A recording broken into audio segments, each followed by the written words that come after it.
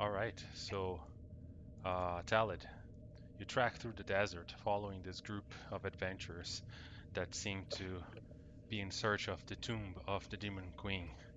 And their tracks are pretty obvious. They're traveling with camels, they're leaving the remnants of their camps behind, and they're traveling through unknown desert areas where most people don't dare to go as they know there's just nothing out there. It's just sand and dunes and rocks. And that's what you think as well.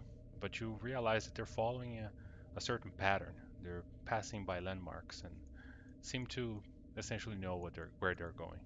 And that becomes evident when you come across, after about a week of traveling, you come across a big obelisk standing in a distance, jutting out of a hill area.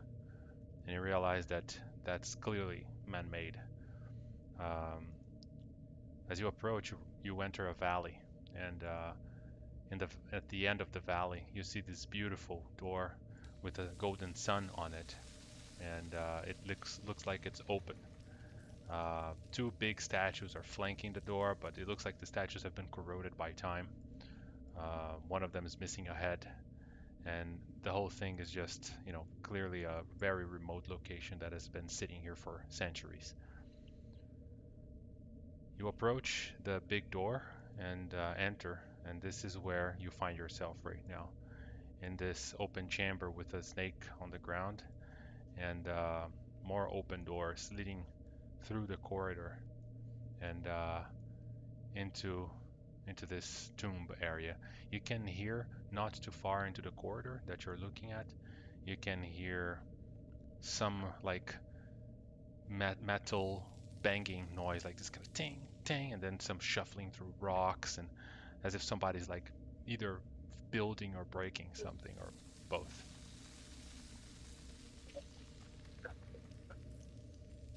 The scene looks instantly familiar to me. This is the entrance that I had seen in my mind's eye when my patron gave me a mission and gave me a charge. Mm-hmm. Uh, the Tao appeared to me and said, "An ancient evil is about to awake, and the forces that had been keeping it at bay have deteriorated and have become weak." Um, and charged me to go and help Awesome. Yep, that makes sense. people that are going to try to forestall it.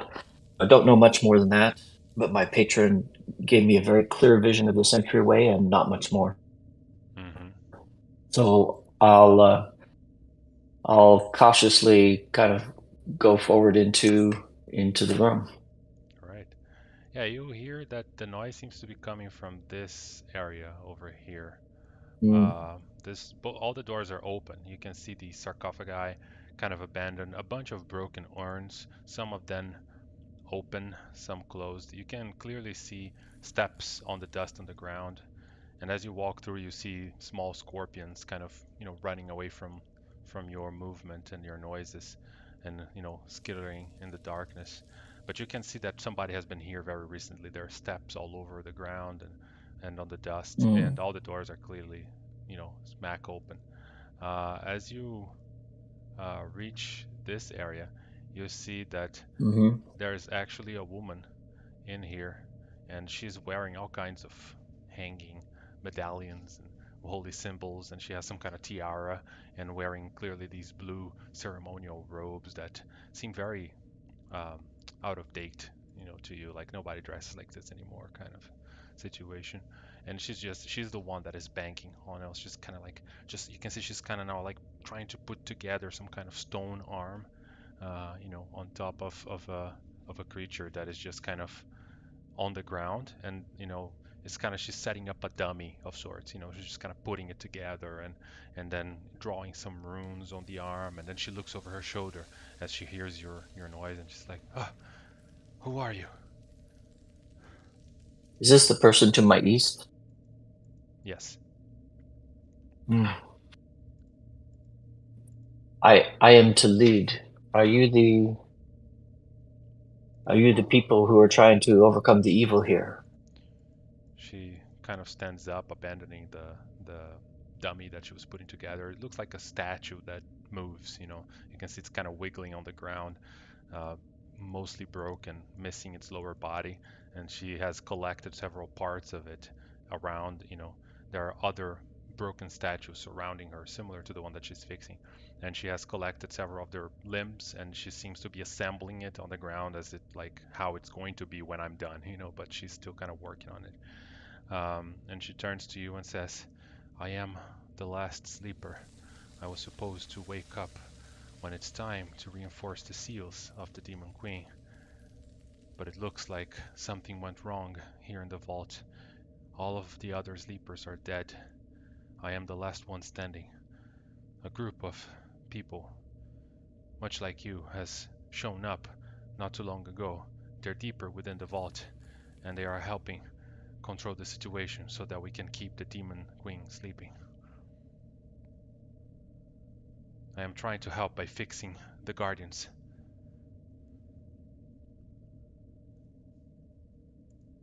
Okay, have you heard from that group since they left you? They are by the dial. If you follow the corridor north and then go northeast, they have entered the door that leads to the lair of Unhubet, the Stygian monolith. He is one of the four generals of the Demon Queen. They went to his chamber and are probably looking for ways to steal him back on his room or defeat him. If you rush, you'll probably catch up to them. I will go. Stay safe here. I will. I will join you as soon as I'm done, and I'll bring the Guardian with me. I'll run to the direction that she indicated, which I think is north here, yes? Yeah, north and the northeast, you'll see the open door that they have walked through. So as you walk north there, you enter this beautiful chamber. There's a golden obelisk, and there's a beam that is emanating from it being redirected into the wall over here. And as you look around this circular chamber, you can see that the beam is like a clock. It seems to be moving and pointing and illuminating different areas of the day. So right now it's going through the dawn, the morning, and then it's when it gets to the north position, it starts going through the afternoon, and then evening and dusk and night, and then if so the starting point looks to be here, Mm. and it has moved all the way here so far. And you can clearly see the open door over to the northeast. All right. Does it appear? Can I tell whether this clock is pointing to some ultimate time when something will happen?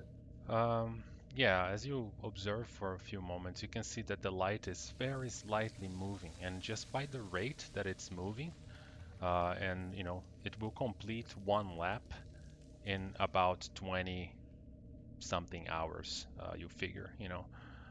However, you don't know what's going to happen at that point, but maybe the other people do. Okay. Uh, it sounded like they were in a rush, so I'm going to take my leave and go through this open door here. Do I hear anything yet? Yes, you can hear coming from these chambers, like as you enter this corridor here, you can see that right ahead of you there's like a purple smoke floating in the air. The whole area here is kind of smelling of this kind of acid little smoke. It's almost like incense, but just bad incense, it's just kind of like ugh. And you can see this blue light that is coming from the south, and it's kind of moving, as if something is walking and illuminating the path with this blue light, and you can hear this kind of boof, boof, boof, like lower, like heavy rocky steps coming from the south corridor, and you hear sounds of battle coming from further away in the distance. At this point, I am going to add you into the initiative order, and we will continue with round 4 of combat, where Talid is joining. So when it gets to your turn, you can move, and we'll get to that. So switching to combat music. All right. All right, Zenfree, your turn. What do you do? Okay, so the two other dipshits, they ran away, right? Yes, they seem to be going around because they realized they couldn't pass Unobet. Yeah. Okay. And we do not see a new friend yet. A Talid, that is. No, you're focused on the task at hand. And I see Abbasi is behind. I'm gonna tell him. I'm gonna point to him that. Oh, now I remember. I was gonna inspect the smoke. Right. That's what I'm gonna do with my action this turn. I'm gonna try and understand what this freaking smoke does. If we're gonna get screwed by it.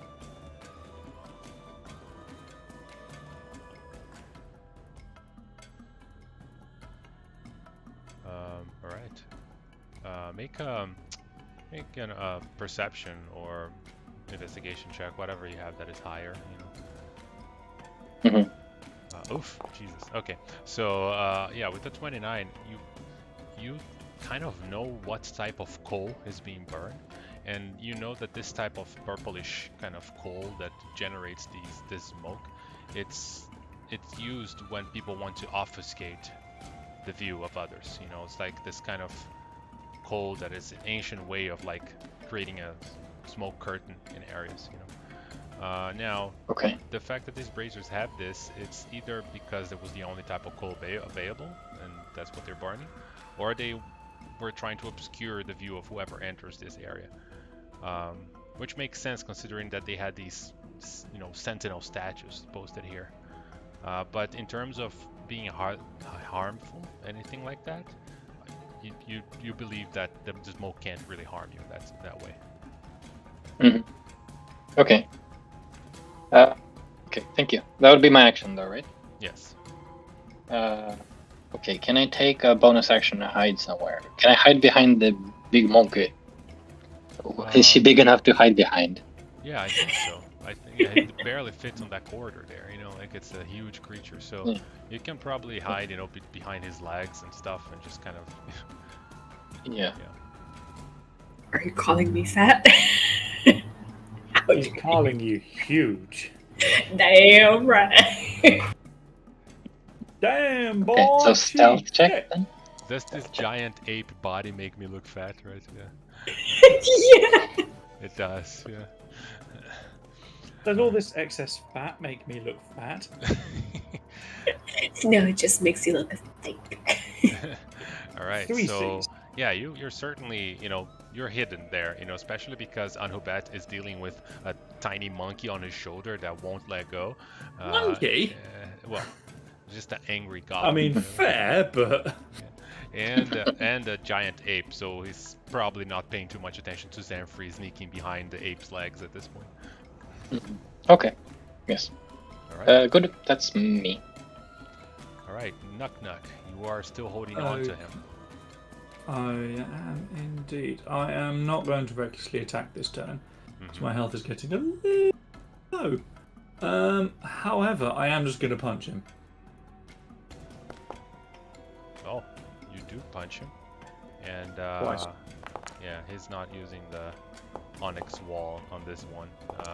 As you just start to punch him, and you can see that, you know, it's hard to break him. Like, he is sturdy, you know, badass, and you just kind of punch and crack parts of it, and it's just kind of taking the punch, and he's doing fine still. But, you know, he's taking damage. Whilst he's doing this, you just hear a little gobbing. All right. Anything else?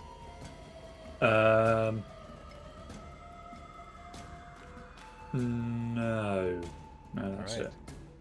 So, as you pass to Abbasi, right before Abbasi goes, he's gonna do a legendary action and target. Let me move him so I can target Nuck. He's gonna target Nuck and the ape. Of course, how unfair. Yeah, he can't really see Zenfree because, you know, they're hidden, so he's going to just blast two targets instead of 3, and hitting Knock Knock and the ape with this thing. Jeez, death focus.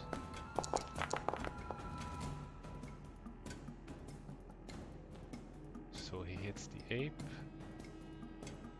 I don't know if oh, he misses Knock Knock. All right, so it just kind of like shoots these laser eyes from this laser beams from his eyes with the color of of purple, and just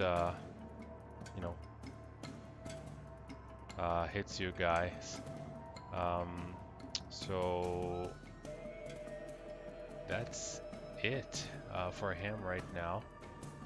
Then Abbasi is going to act, and he is going to come closer here.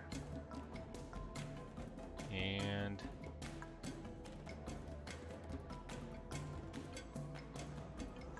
let's see what he's going to do. He's actually going to heal Uraeus because she looks pretty wounded, as she was mounting Knock Knock and got beaten. So he's gonna cast Cure Wounds on her. Am I?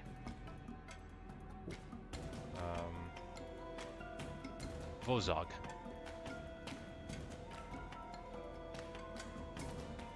I heard there was a wounded goblin. There is indeed. Yeah, he's looking The rough. goblin is, of course, too Pretty angry to have fucked up. noticed. Did Nuck Nuck use his haste? Did you attack 3 times? Oh, I did not. Another I make one. one quick attack then.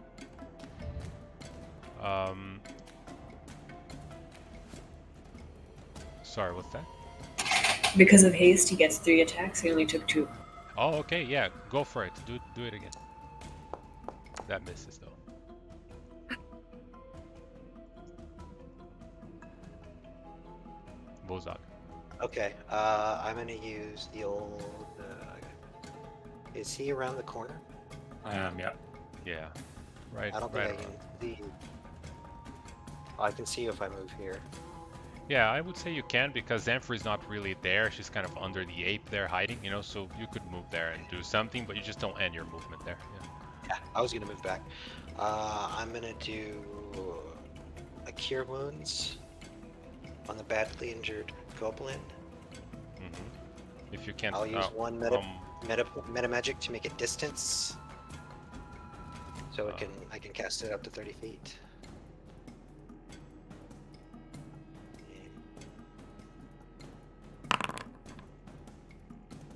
All right. It's not rolling. What is it going on? Oh, there it goes. My turn? Yeah, it's your turn. Yeah, just the I added music, the imp, right? yeah, and it's yeah. it's not letting me click on my spell to actually cast it.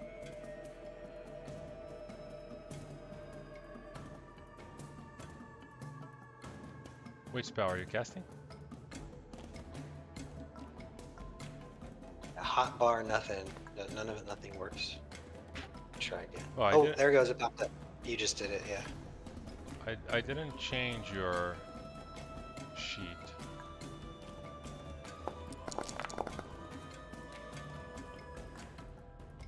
So Very nice. yours doesn't show me the dice, but as a divine sorcerer, I can reroll crappy die rolls. So I kind of need to see the dice. Yeah, I see it's 3, 1, 6, and 3. So We'll If you reroll click on those the bit where it ones. says 48 healing plus 4, then it'll show you the dice underneath. Oh, you're right. yeah, if you Oh, click there's it, so there's 1/1. yeah. Yeah, I'll just leave it then. He had 17, and then you get to attack. Yep, I see he healed Okay.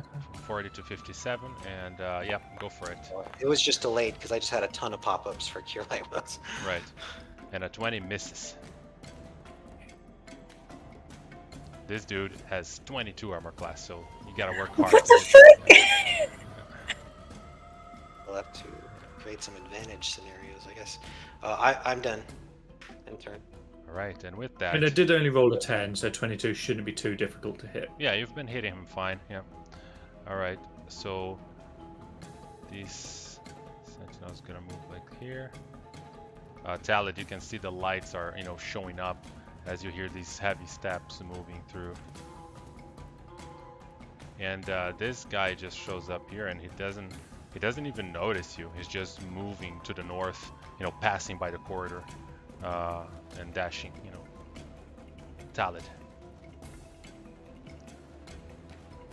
Talid is going to use his bonus action to take flight. This is elemental gift of flight as a warlock. And then so he'll be about how tall are the ceilings? About 30 feet tall. It's pretty tall. The whole chamber is pretty high. So I'm gonna go above the reach of this creature I see here, and then kind of come to this position. Can I tell if this is part of the group that I'm meant to be helping, or a foe? Yeah, what you see is a statue. You know, not unlike the dummy that the woman was setting up just before.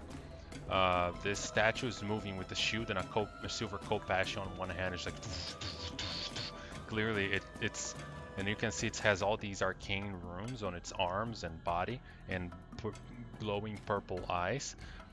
The one you saw the woman fixing, it had also runes, but they were all blue, and it was different. This looks like it's twisted, or the magic is changed somehow, and it's just. Clearly, it's not a group of adventurers. It's some kind of sentinel of defense of this place, and it's moving there just quickly. Okay, I'm going to hit it with Eldritch Blast. Okay. 28 definitely hits. And I believe at this level I get 2 Eldritch Blasts. 2 beams. Yes. Or 2 beams, okay. Yeah, you can just do it again. Yep. Okay. And by the way, you can click the enemy and press T, and then that's gonna target it. And when you do Eldritch Blast, it's gonna compute if it hits or misses and do the damage automatically. So just speeds up things. But okay. for now, I just manually reduced the damage. So both beams hit. And you can see that this creature, as it's moving through, it just gets blasted by your Eldritch Blast, and then it just kind of leans on the wall, and then it kind of turns to look at you, like with this kind of like, seem to having just detected your presence.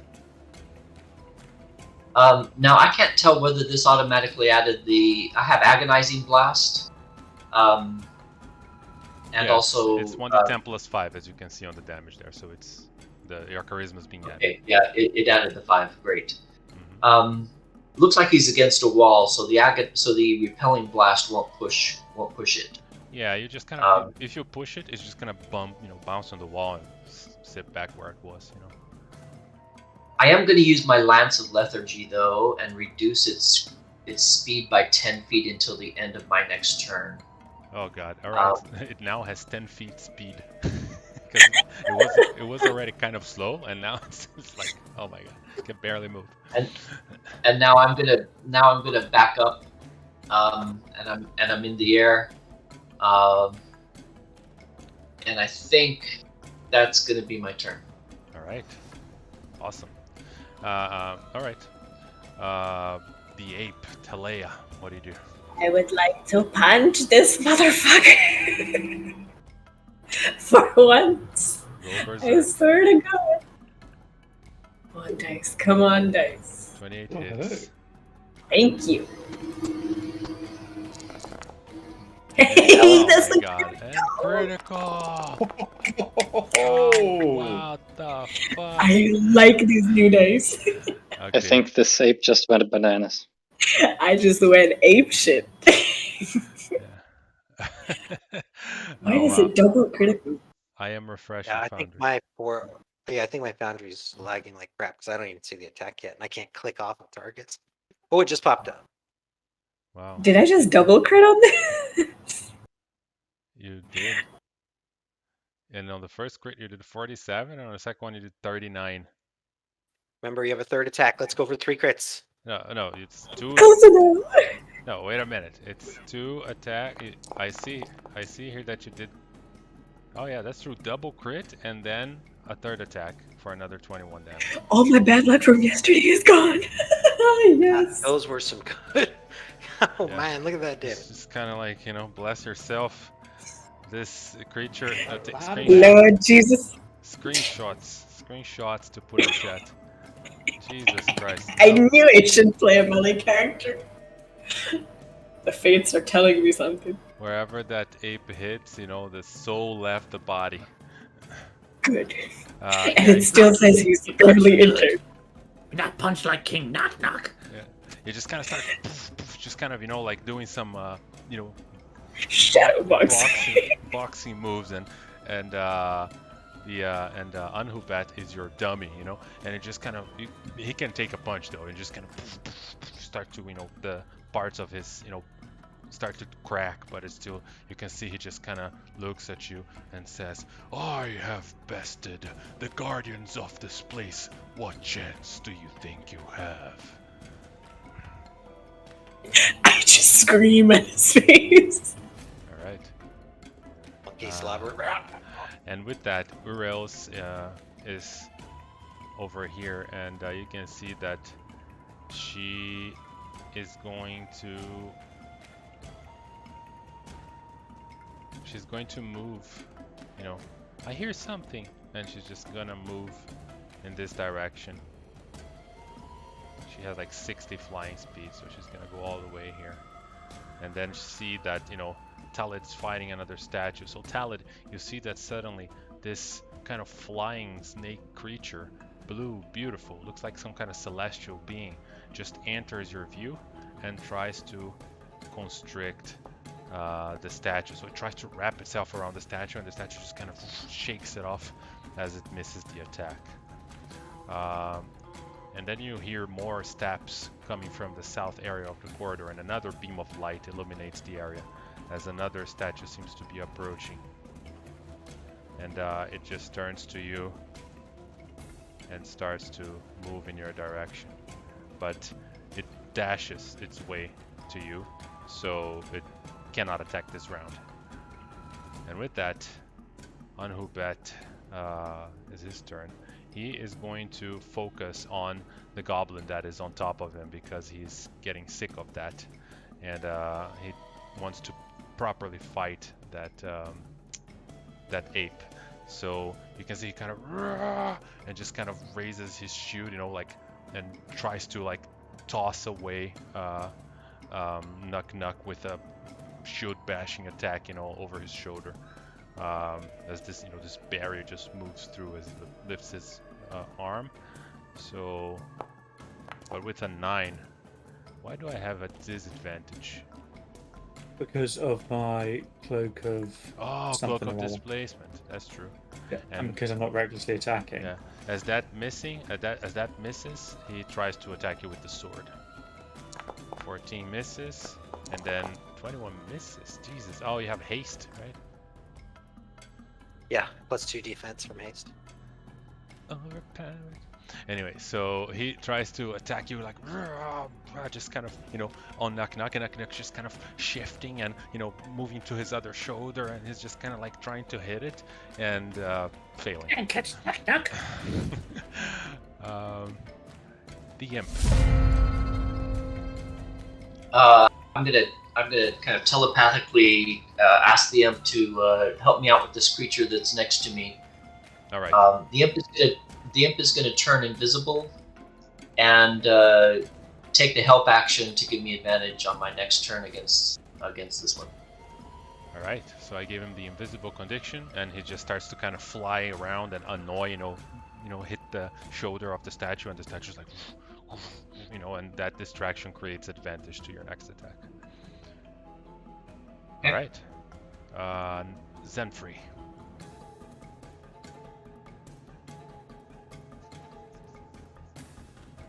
Muted, yes. Okay, so from behind. Ooh, what am I gonna do? Let's do this. I'm gonna actually pop out from behind big monkey. Mm-hmm. I'm gonna quickly, Legolas up onto its back, and then Prince of Persia along the wall, and jump over the head of the guy. Nice. Nice. Make an acrobatics check. Difficulty 12. It's not a very hard move. Yeah, you're good. Yeah. So you just kind of, as part of your movement, you just kind of climb on it. You have climbing speed, right? No, I don't. No, somebody has changed that. Oh yeah, you changed the boots. All right, so you just kind of climb, on top of the ape, and then just kind of jump. So you can move your token on the other side of Anubet there. Mm-hmm. And while I can drag it for you. If you need. Oh, there you go. It's fine. As I'm flipping through over its head, I'm going to slash at it with my scimitar and booming blade. Alright. That actually hits for 22 is exactly what you need. Hit for 7 damage. Yeah, you just kind of slash on its back, and you cut a little piece of it. And that my bonus action. Don't want opportunity attack, I don't think. I'm gonna stick. And alright, so as you slash it, that creature just turns to you and goes, "You face a foe far beyond your power. How sad. This realization has arrived too late to save you." And it's Nuk Nuk, but before Nuk Nuk, he's gonna do the light beam, So I'm gonna move him quickly so I can target. And he target all. I just realized I don't have the haste effect on me, so I don't have the +2 to AC. Yeah, you should have 14 AC, I think. Yeah. Yeah, so I have 14 +2. No, I think the ape has 12 natural. No. 12 natural +2 Shield of Faith +2. Oh, you shouldn't have Shield of Faith anymore. You shouldn't have Shield of Faith, yeah. Aha. Christmas nuts. We're fixing that. Shield of Faith is gone. So it's still the same. Get it. Yep. Oh, I think Nuk Nuk has. Yeah. I think Nuk Nuk has it also. Remove Yeah. it from Nuk Nuk. Yes. And when I switched spells, it dropped the concentration on my end yesterday. Yeah. I guess maybe, I don't know, the effect didn't go drop, but it's dropped now and the haste effect is applied, so it's all good. So he targets both the ape, Nefri, and Nuk Nuk, and then blasts them with one single, kind of simultaneous 3 rays with a 22 to hit. 22 to hit. It's everybody. Or just I'm fine. Yeah, just 8 necrotic damage as this thing just goes like, just kind of hits all of you. And that's his. I think that hits me because of my the disadvantage, according to what's popping up on my screen at least. Yeah, that's a roll with disadvantage. So he has 22 with 10 rolls, so it still hits. Oh, okay. All right. I'm only seeing the roll, not the combination. So. Yeah, he rolls 10 and 19, and then picks a Cool. 10. Yep. All right, Nuk Nuk. Okay, so Nuk Nuk is. So Nuk Nuk is going to. You know what? I'm just going to keep it simple. I'm just going to punch him 3 times in the face. There you go. So, first time, Somehow misses. Misses.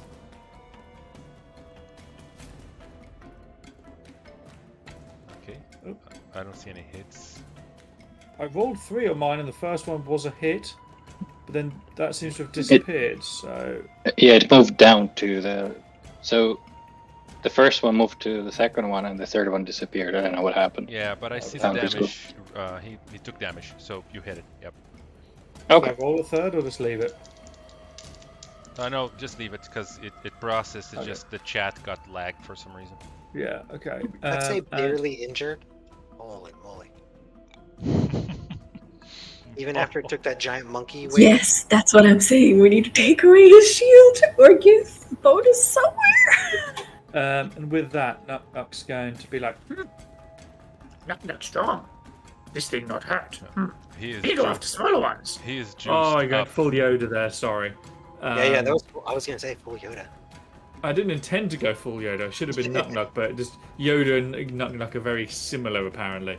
So Nuck Nuck's going to jump down, and he's just going to run off after the other ones that buggered off. And you can do that as a bonus action, right? Because of your nimble escape, right?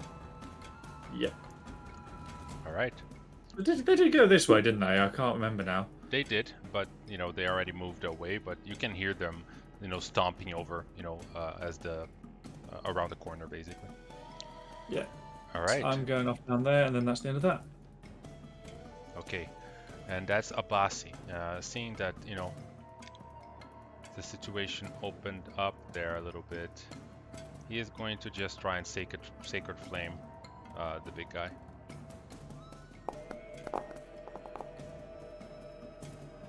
And he's gonna sacred flame Anubet. Yeah. Oh, Abbasi. Yeah. It tried, didn't work, but it tried. Ye old cleric. Vozog.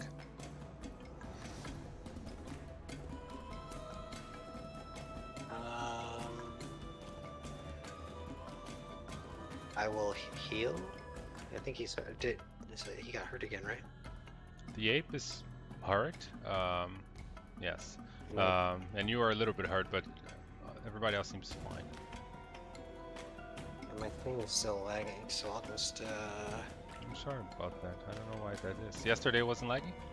Maybe it's because all the rows are compiling now? Yeah. Everything lags and all of a sudden it gets like a dump and. Alright, so I am going to erase chat. Mm-hmm. I think you can disable physical dice rolls, which might also help. I might be making that up. I am also going through the scene and I'm disabling fog exploration because then the Foundry doesn't have to save your I hope it's not that. It's probably more connection for me. Yeah. My computer could power the sun. Okay, flexing. I'll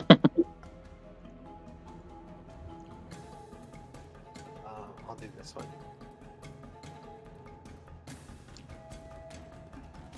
Well, maybe you can just tell me what you want to do and I'll roll for you really quick and then... No, it's working right now. Okay, cool. Yeah. Motivation of speech. Everybody gets 5 temporary hit points. You get advantage on wisdom rolls. I'm still going to be in range for that. Are you? Zanfrey is. Is Nuck Nuck right there? He is over here. I think it's a little far. He ran away. He ran away. Yeah, Okay. he's about 40. I thought he was right there. He's 45 feet of you. Oh, I can actually see him. So yeah, it's within 60 feet. So yeah, that works. I have a very commanding voice, you know. Mm-hmm. We must Does fire and Talib drop get this giant temporary stone hit points as well? structure. And Sorry, did Talib get the 5 temporary hit points as well? everything within 60 that's my ally gets 5 temporary. Yeah, I think Talib's a little bit too far. Let me see. Yeah, he's 70 feet away from you, so. Damn. And then the what do we call the giant Talia? I guess I won't call it another name. Gets to do a bonus action or reaction attack. All right, go for it, Talia. 8 punch. Oh god, he's gonna do Onyx Wall and give you a disadvantage on that roll. So please roll again. Did I roll it? Do I roll it? Another one. That misses. So I'm gonna heal the 11. Yeah, he took 11 damage. So... He's only having damage, and I only have bludgeoning. Yeah, he's like a raging barbarian. He's halving everything. Magical, no matter. It doesn't matter. It's just halving. Yeah, I was about to say. I think it only also applied to magical. Otherwise, I'd give her magical attacks. Mm-hmm. Yeah, but it doesn't matter. He still halves it. All right. So, anything else, Bozog? Nope. All right. Now, one of the statues that is slowed down, just kind of like feels the lethargy, from from the Eldritch Blast. So instead of trying to reach Talid, which is probably not going to be able to do it, it just turns to Uraeus and it's going to attack her instead. Because, you know, she's right next to it and trying to restrain it. So it kind of turns its blue gaze. And it's going to go Shield Slam, missing, and then Kopash hitting. Slashing her for 15 damage. And with that, Talid. Okay, Talid, who is 20 feet in the air, by the way. He's gonna do Eldritch Blast against this thing next to it. He has advantage because of what the imp is doing. Yes, that one hits, but you didn't roll with advantage. So just roll another d20. Let's see if it crits. Okay. Because that's gonna hit. Oh, it doesn't crit. So you hit for 15 damage. All right, I added. We forgot to add the +4 bludgeoning damage from the Genie's Wrath that I get once each turn. Oh, okay. Last time we forgot to add it, but this time let's add it to... oh, sorry, I forgot to target this creature. Yep. Also, also because of Repelling Blast, I'd like to push it 10 feet away from me. All right. So you do realize, as you cast your spell, you just kind of boom, blast it. But the moment you're casting the spell, the runes on the body of the statue just glow, and it seems to kind of self-repair a little bit. And then it gets blasted by our Eldritch Blast. So you do realize that spells have some kind of restorative power on them. But you do the damage and you blast them 10 feet back. Oh, so it seems to be healing it? It healed, like it drained some of the energy from your Eldritch Blast and healed a little bit, yes. And then you hit it. It looks like in the end, you produced a net damage. Like you damaged it more than it healed, but it still healed a little bit from the spell. Yeah. Okay, I'd also like to add this 12 damage out from the second beam. All right. And... But you didn't roll the attack of the second beam, right? You have to roll. I think we only roll the attack once and it sends 2 beams, if I understand it right. Is that wrong? No, yeah, it's 2 beams. It's like multi-attack. It's 1 beam and then 2 beams, so you have to attack for each. Okay, I'll Eldritch Blast is the only one that is like that. Yeah. All right. 12 also hits. No, Scorching Ray is also like that. Yeah. Okay, so that additional 12 damage, I'd like to push it an additional 10 feet because of grass. Oh no, that's closer to me. Never mind. I'll apply the Lance of Lethargy though and reduce its speed by 10 feet. All right, and you push or no? No, I'm not. Oh, okay, so yeah, the speed is reduced and it's there where it is. All right. All right. Anything else? There we go. Ape. I don't think so. Ape, gonna use my 8 brain cells out of 20. Can I wrestle his shield away from him? It's kind of built into him. Christmas. You don't think he can be disarmed. Both the shield and the sword are just stuck to it. Okay, worth a shot. I would like to smash. Yeah, that hits. Another one. Jesus Christ. And another one. This is what happens when I roll well. Never mind. I need to It's refresh my Foundry again. I'm getting freezing things. It's kind of annoying. It was 20 damage and 16 damage, and it's finally injured. Yes. Yay! Let's just hope I don't die before he does. Yeah. Oh, are you hurt? Yeah, I'm injured. He is less injured. Okay, I'll do some big heals on you guys. No worries, I'm just a bag of hit points. All right. I am. Yep. So that's the ape, and then it's Uriel's. I got one question. Mm-hmm. If her ape gets low enough, can she just turn back into human and like bam become a new ape Yes. with more hit points? That's Holy a possibility. moly! I never thought about that. Yeah. But that's why polymorph is overpowered. Yeah. I mean, it's I thought it was overpowered because you could turn the dragon into a sheep. Yeah. I mean, legendary resistance, and some creatures are immutable, but yes, technically you could. Okay. All right, so. I'm sorry, I gave you that idea now. If you didn't already have it. Yeah. So the snake is trying to constrict the statue here, but it's failing. And then this statue over here, it has reduced 10 feet, right? So it's gonna move 1, 2 squares. So that's all of its speed. But I see you are flying, right? You're flying 20 feet up in the air. Yes. So it just kind of moves, and looks up to you. And it, well, in that case, if you are flying, the statue realizes it can't really reach you, because it's just, so it kind of turns away from you, Talid, and begins to move in the other direction, but only 10 feet because it's slowed down. So you can see that it kind of runs away and just kind of moves away, and that's it. Getting us to Unhubet, who is now, he's now been. He turns to Zenfrey and says, "Big mistake," and just kind of is gonna focus his attacks on Zenfrey. Zenfrey, no! Zenfrey, no! I'll pop a shield on that. Okay. Which means my cost will be 24. It still hits though. Okay. Alright, so that hits for 15 damage, and you have to make a strength save that you fail, so you are prone.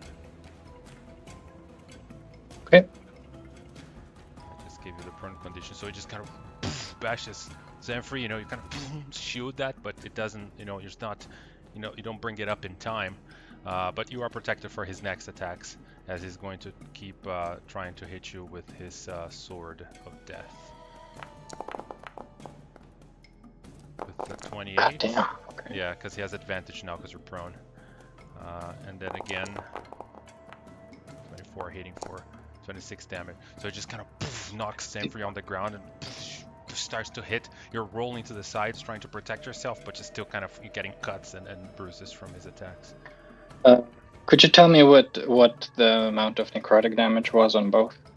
Because it didn't reduce. Yes, it's already computed.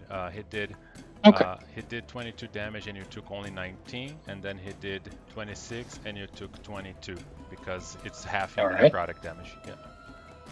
Right. It's 2d6 of each, so you're halving the second set of 2d6. All right. Mm-hmm. Imp. The imp is going to, it's invisible, but it's going to fly here and distract the one that's attacking the snake-like creature. And give advantage on the next attack, whether it's me or someone else. Alright. Awesome. Okay. I don't know why I rolled nature, sorry. I was just removing my effect and it rolled the skill. Yeah, sometimes it does that. Alright, so... again. Crazy. Alright.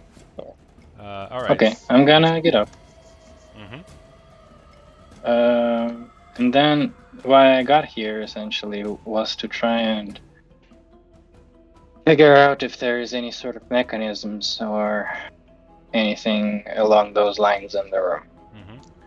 I would say that what you noticed when the statues were nearby is that it was kind of connected to the statues, that if like little purple beams of energy were kind of feeding it.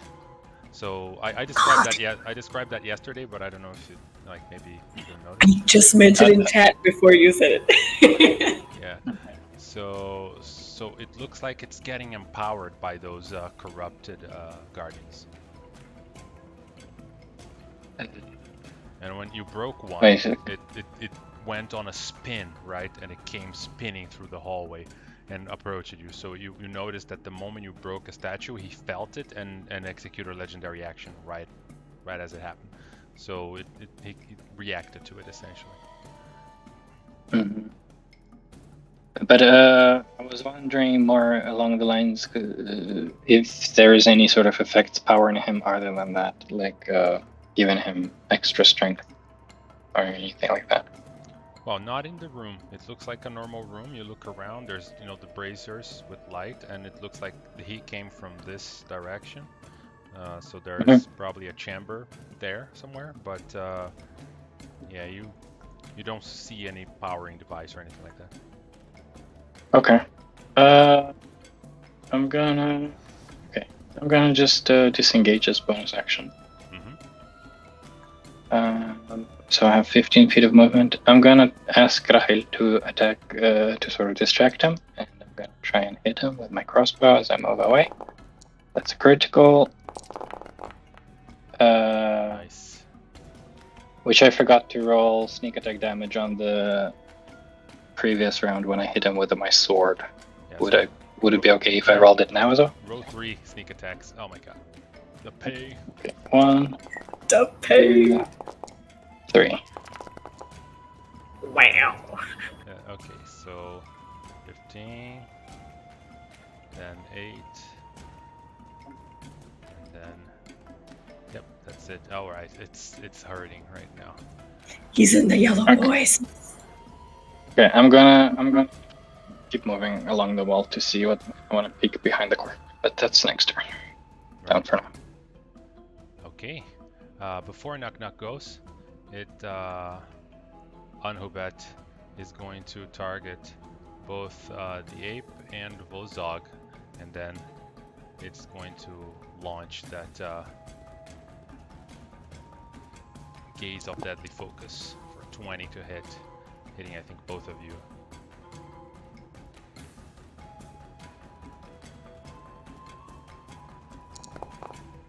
Yeah, so it hits you for 8 necrotic damage. Oh, I lost my temporary HP. Oh. And you succeed on the concentration check. Alright, Knock Knock. Okay, so Knock Knock is first of all going to drink a potion of healing.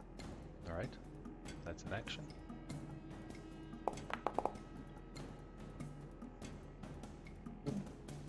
Healed. I think you healed a noob because you're targeting him. Let me. I'll yeah. Told him to stop targeting him. I'll damage him and then I will heal you. Okay, thank you. And then Knock Knock is going to keep running after this, and he's just going to get there. And then there's nothing I can really do with my bonus action. Hang on, is that second? I have the issue where the combat tracker is on top of the chat. It's freaking annoying.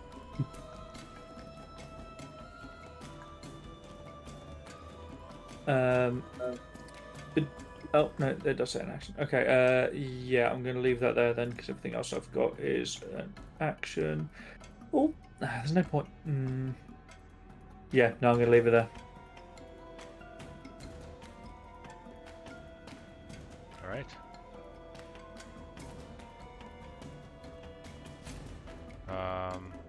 All right, Abbasi is going to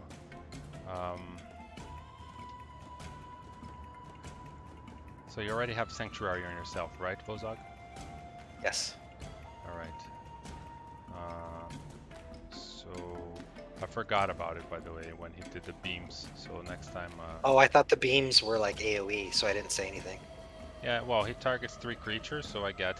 So it did target me. Yeah, okay. It targets 3 creatures and then last 3 creatures. So it technically is an attack. So you could, I could have done a Wisdom save, but it's already done. All right, so Abbasi is going to. I don't want him to. Does he have any buffs? Shield of Faith? He has Pass Without Trace, Daylight, Long Strider. I don't think those things are good for you. He's just gonna Sacred Flame the Anubat. You know, every little bit helps, I suppose.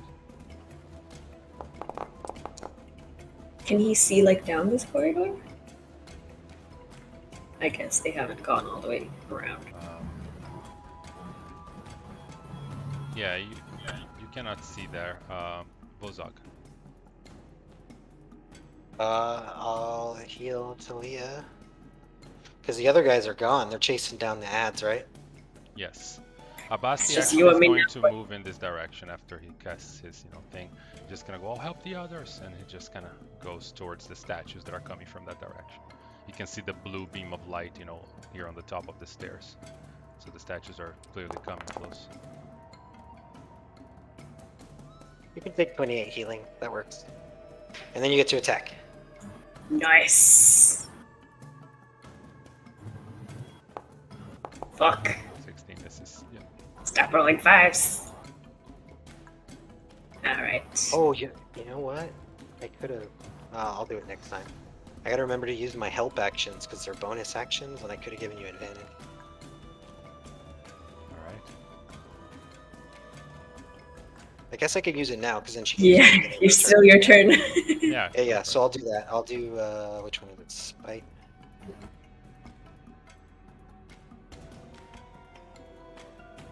So it has, the Anubit has disadvantage? How does the help action Oh, work? she has to, so I help you, you get advantage. When you attack him, then he will get a disadvantage afterwards. Oh, okay. Okay, cool. So let's see if you hit enough, next round to give him disadvantage. All right. With that, it's the statue over here. It turns to Nuck Nuck, recognizing him as a more worthy foe than the snake. And, I am a dangerous threat. It is. And then it tries to shoot bash you with an 18 and misses, and tries to hit you with the sword, but you just parry it away, easily dodging the attack. Can't touch this. Talid. It's knock knock. Okay, I'm gonna fly in this direction. 5, 10, 15, 20, 25, 30. And then I'm gonna cast Summon Aberration. Mm-hmm. And which one? And I'd like to get this slot. Okay. Aberrant Spirit Slot. Oh, just place it where you want it. Or tell me and I'll place it. Ooh, yay, buddies. Yeah, actually that More friends on initiative. place it here. HP soakage. I rolled initiative for it, but I'm gonna adjust so it has your initiative, so it's 10. Okay. And it doesn't get an attack this initial time, just on its initiative order, right? Yeah, I would say actually I'll just remove it from the initiative, and you can just, it's on your turn, you can control it, so. Okay. Yeah, I've always done it like end of their turn. Because it's a pain in the Great. butt otherwise. Then I will also, well, I've already moved 30, so I think that's the end of my turn. I'll go ahead and take the Slod's turn. Okay. It has, let's see, has 2 claw attacks. So I'll make those. Yes. Oh, crit. All right. That hits. But Great. who are you attacking? I'm going to move here so you can attack, because that's not in range of anything. So. Oh yeah. There it This is. is Nuck Nuck, and you see this tiny goblin over there, and he's fighting the statue. So it looks like it's one of the adventurers you were looking for. Got it. So that will be against that statue, and then this second one. By the way, it can't regain hit points till the start of the aberration's next turn. All right. Yeah. Because it was regaining hit That's points big brain from move. spells. That's So big brain now move right now I can't do that anymore. That's great. Okay, those 2 attacks, and then I believe that's it. All right. So, but it did gain a little bit of HP before when you cast Summon Aberration. So Got it. So did this guy. All right. Yeah, this lad starts crawling at it, and with a 17 it hits, so I'm applying the damage here, and that's it. Talea. And another one. And another. I'm going to impose disadvantage on that one with Oh. Onyx Wall, so roll again, please. A d20 or just the attack? Just roll an attack again. Okay. Yeah, that misses. So I'm healing the damage from before. Still got 2 more. Now, go for it. Now he doesn't have reactions anymore, so... Do I get advantage from his help action from Bazuk? There we go. That's a fucking nat 1, which I shall take advantage on. Thank you very much. Oh my god. Are you for real, dude? I live only next Wow. I live only next. Living for the Time to memes. change dice again. I hate it here.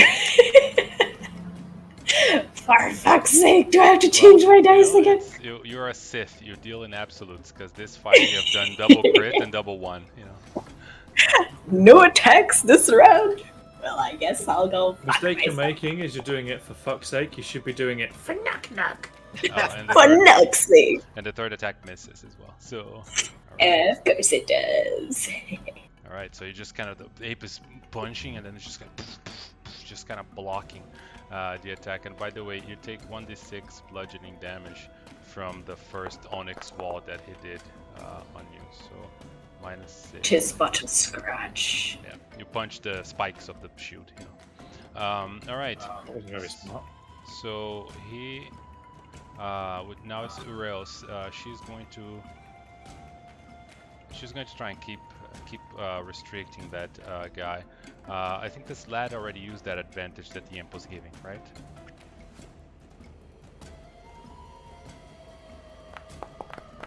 Oh, it actually hits, and with that constricts him, and he is grappled. So you can see that the snake successfully wraps itself around this guy over here, making him grappled and restrained, which means that attacks on him now have advantage. You know, it's just kind of wrapping itself around it, and just like, attack it, kill it, we have to break the statues, and just kind of, you know, telling you that with its kind of like sweet and high-pitched voice. Lulu in dragon form, basically. This statue over here, realizing that its companion is in trouble, turns towards the snake, you know, kind of moves closer with one step, and it's going to try, and technically the snake and the statue are on the same space because, you know, it's grappling it, so it just kind of takes one step forward and is going to try and hit the snake on its friend with a shield slam, and she casts shield on herself, protecting from that attack and raising her armor class. Oh, sorry, shield went to the wrong person. Fixing that. There we go. And with that, it doesn't take the damage.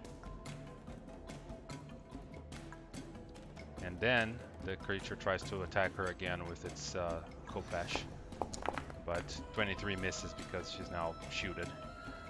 That's it, and then it's Unhubat, who turns to the ape and tries to shield bash it into the ground with its huge shield bash. It misses, so it tries to attack it with the sword, hitting with a 21 damage, and then hitting again for another 23 damage.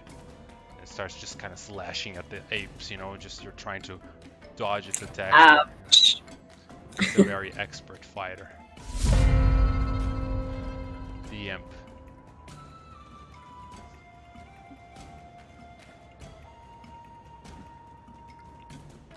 Ooh, I think badly you're injured ape.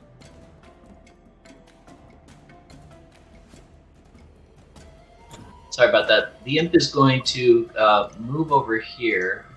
Control it. Oh, there we go. move over here and harry this creature at the top of the hallway for my next attack. All right, cool. So it just tries to annoy that guy who's trying to hit the snake, and you can see he's like waving his hand as if a mosquito was, flying around it. All right, Zeph. Yeah. Am I correct in the assumption that I hear sounds of combat coming from here? Yeah, they're coming from the south corridor and like from the west in general, from where you guys came from, basically. Okay. Going to try and sneak up on them. Yeah, you can see the blue light though here, right? So the sentinel is looking in this direction. It's looking in what direction? In this one. In the direction of, you can see the little blue light here in the corner. It's it's the eye of the sentinel, so getting through that without being detected is very hard. No, I think I want to sneak up on it and shoot it from behind the corner. Is what I'm trying to do. See if I'm hidden for now. Nope, that's bonus action. Do that. Peek around the corner. Yeah, there's nothing there, so you have to peek around the other corner. Yeah, sorry, my bad. Well, I'll just remain hidden then. It's gonna be the case then, because I'm gonna have to dash. You can bonus action to get here. Yeah. Okay. Yeah, I'll just do that. Oh, you already hid, right? So you can't do that. Yeah. I'll do either or, right? Yeah. Yeah. So you peek around the corner. Yeah, so I'm just gonna stay behind the corner. I just look to see, because like physically I could poke my head around it and see what's going on. And I'm gonna stay behind the corner so that I remain unseen. And I'm gonna ask Rachel to give Big Monkey advantage on the next attack. Nice. That's it. All right. Knock.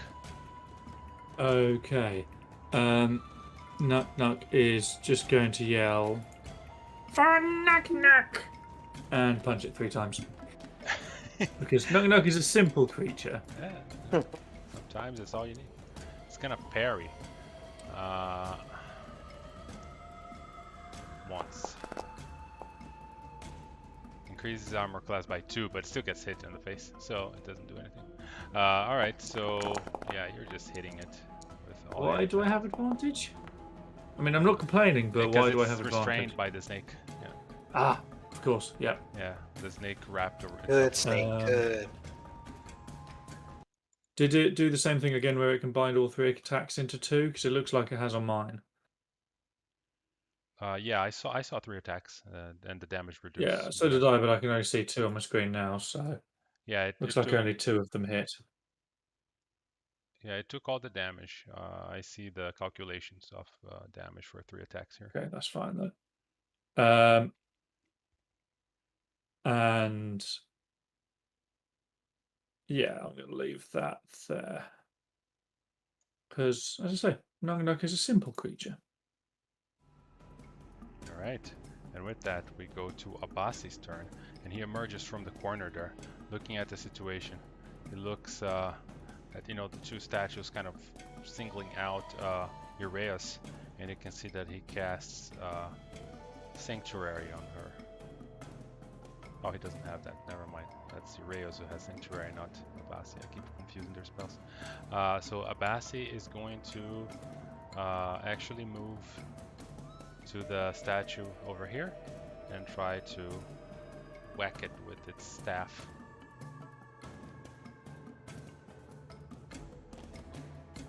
Missing, and then with its Kopesh, which actually hits for 5 damage. So you can see he has a staff and a sword, and just kind of starts to attack this guy here and break parts of it. And with that, Bozog. I just realized, because you just mentioned Sanctuary, I have it on myself, but if I put it on the monkey, then he has to roll to even attack her, right? True. Doesn't that have a caveat about the creature attacking? Like it breaks if whoever has Sanctuary on themselves, if they attack, that breaks the Yeah, if the To be fair, he never attacks. If the creature attacks, then it loses sanctuary. That's what I'm saying. Oh, then no bother. But put it on the ape, and then the ape punches once and loses it.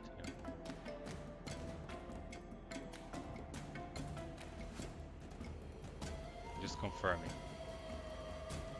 Yeah, I'm sorry, I was not pushing. I pushed the dog. Yeah, I just noticed. I thought it was the next one, but he's at the bottom, so she would go before him.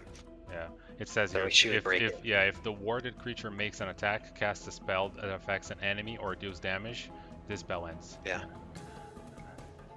All right, I'm gonna just do the funnel cure wounds again. Mm-hmm.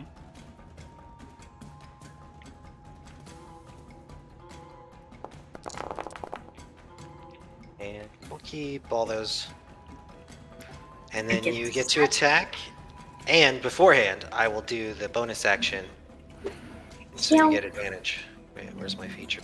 Right, make sure I spend it. Yeah, the fist hits. Spite, I like it. 29 damage. Oof. Yeah, guys, you are breaking this guy even And with then, all of his oh, both I just buffs. minimized the window, but I'm done. All right. So with that, the statue over. Carlos, you're muted. Yeah, you were breaking this dude, even though, even through the buffs. So with that, the statue over here is going to, it's restrained and grappled by the snake, so it's gonna try and attack the snake this time instead of Nuck, as it tries to shoot slam it. It hits. It knows it can't hit Nuck. It hits even with disadvantage. And by the way, yeah, it's still shoot it. And then it tries again with a Kopesh, but misses this time. So it's damaging your rails, but she's okay. Well, badly injured, but okay. Talid. Talid is going to let's see. If you target, Change your mind. you can roll with advantage on that guy, right? Because the imp is annoying, right? Yeah, but I'm also advantage on the other guy, right? Oh yeah, the other guy is restrained, so you also have advantage on him because everybody does. Oh, and he looks more badly injured, so I think I'm just gonna Eldritch Blast him twice. All right, cool. See where we go. So that hits for 7 damage. And add 4 bludgeoning damage. Mm-hmm. That I get to add once per round, and then second strike.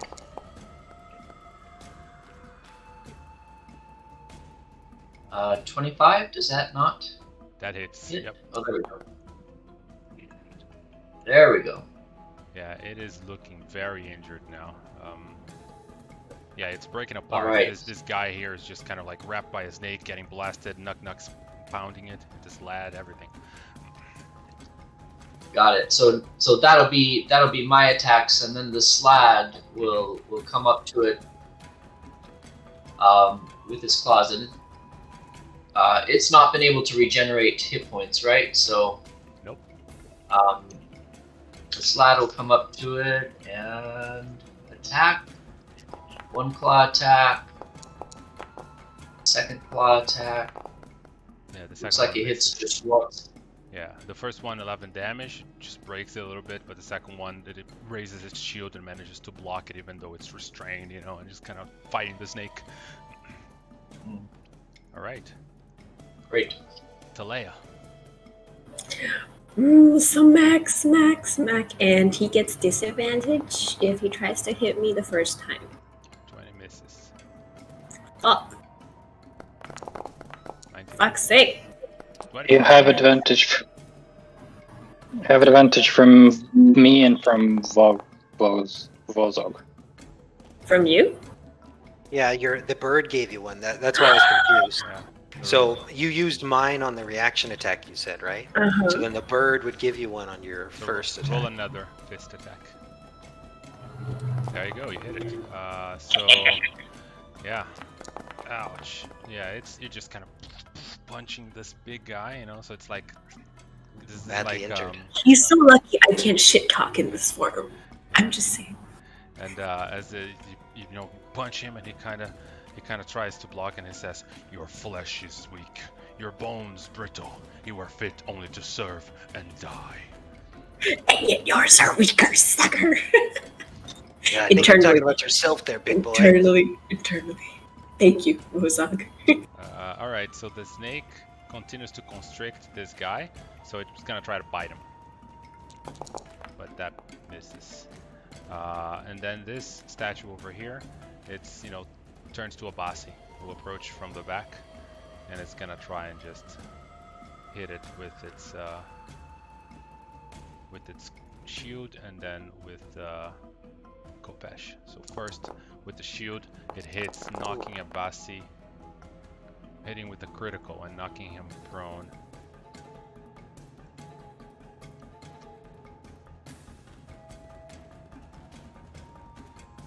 And then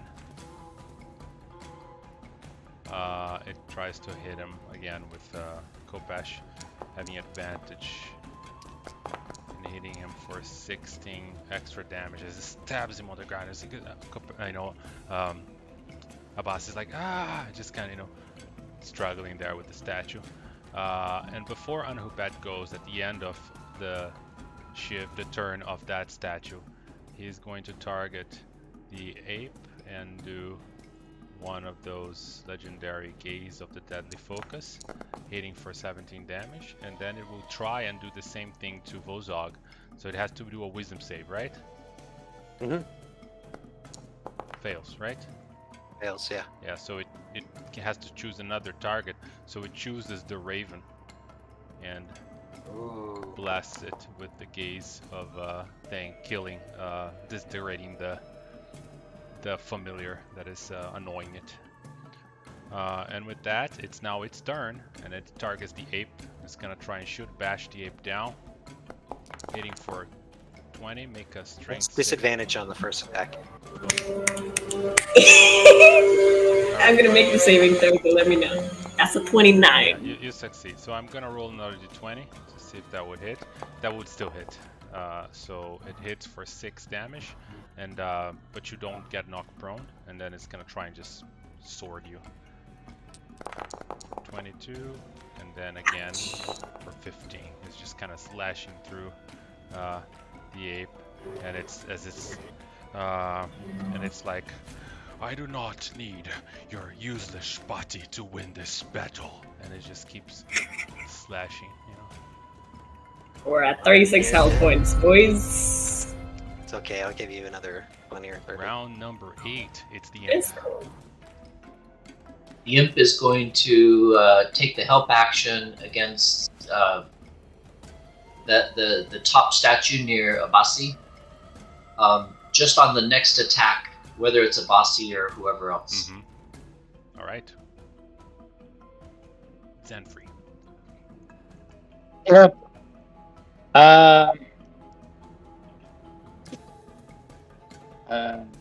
This guy. Near death. That guy injured. Yeah, well, let's try to finish. Yeah. Gonna try and finish him off. Alright. Ouch. That hits. And then that sneak attack hits. Oh wow, yeah, you kill it.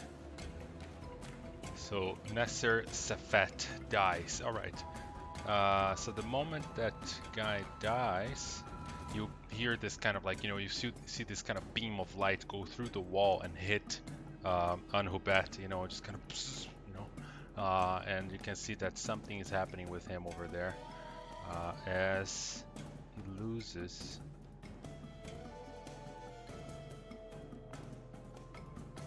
one of his buffs. Yeah. Which one? Yeah,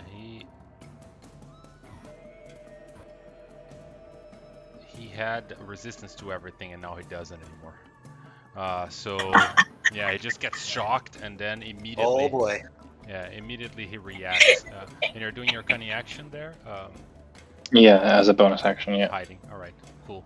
So you hide back, behind the corner with the 16. So you guys don't even know where the crossbow bolt came from, but you can probably guess. Yeah. He knows it's somewhere there. And then he's going to do Blade of Unleashed Anger.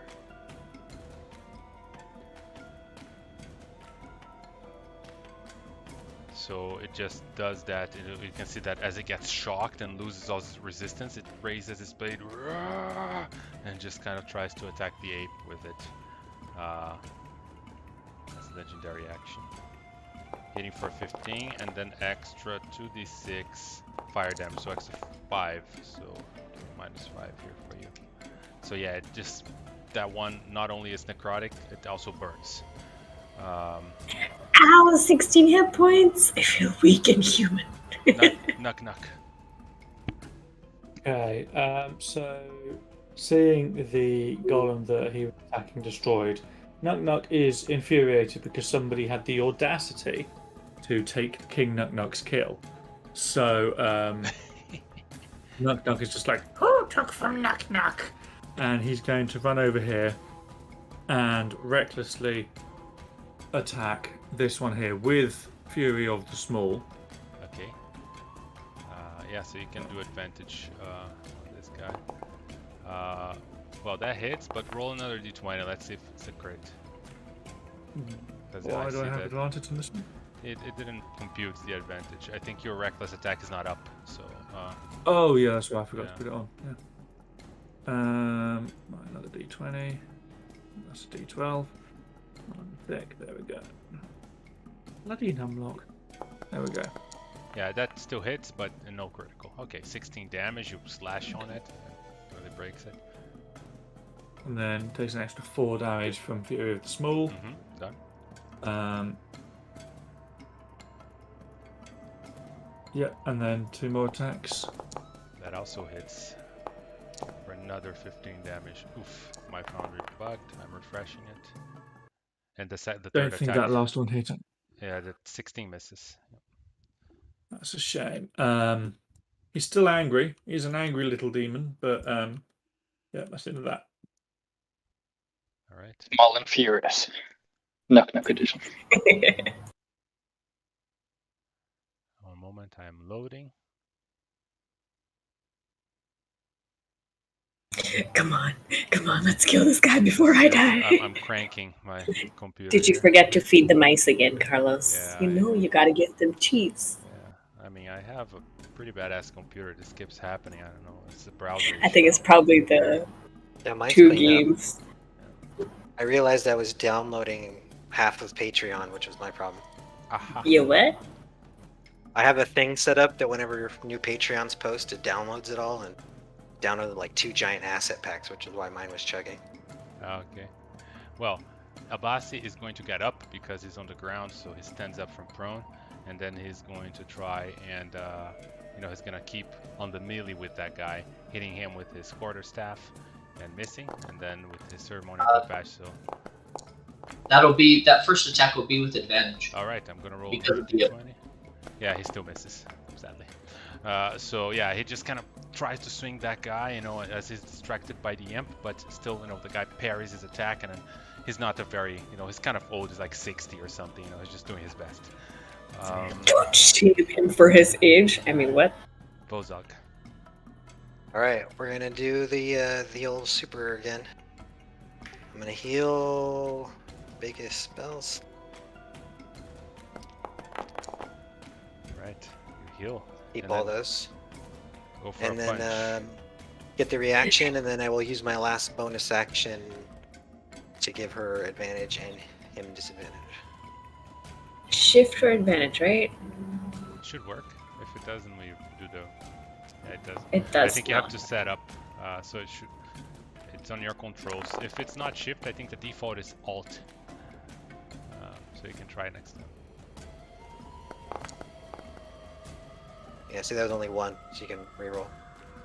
No. This is... I rolled twice, basically. Yeah, so that hits 28 for and 1. Yeah. Oh, it does? Yeah. The one above your fake gift. And now you can see... Oh, okay. He's much easier to damage. Like, you're just punching him and just breaking him apart, Like, now he's, like, that unnatural sturdiness is gone. Monkey gonna evil smile.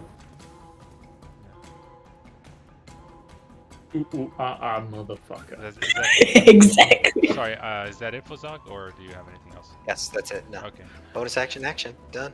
Talid. Okay, Talid will go ahead and Eldritch Blast the target there. Mm-hmm. Okay. 12 misses. Then he gains. 2 misses. Dang. No, Yeah. I guess 1. That one hits. Add 4 to that, so it'll be 13 total. Yes, alright.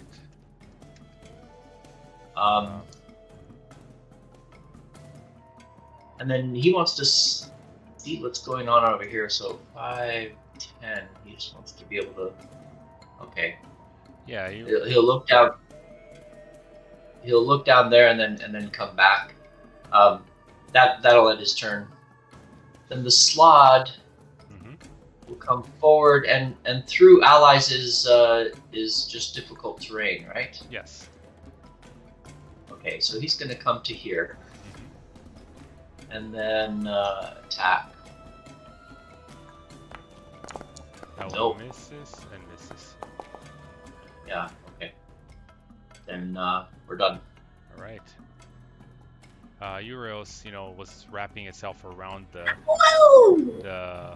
statue here, but as it collapses in a pile of rubble on the ground, she is now freed, and the shield is going to get away from her because it's over.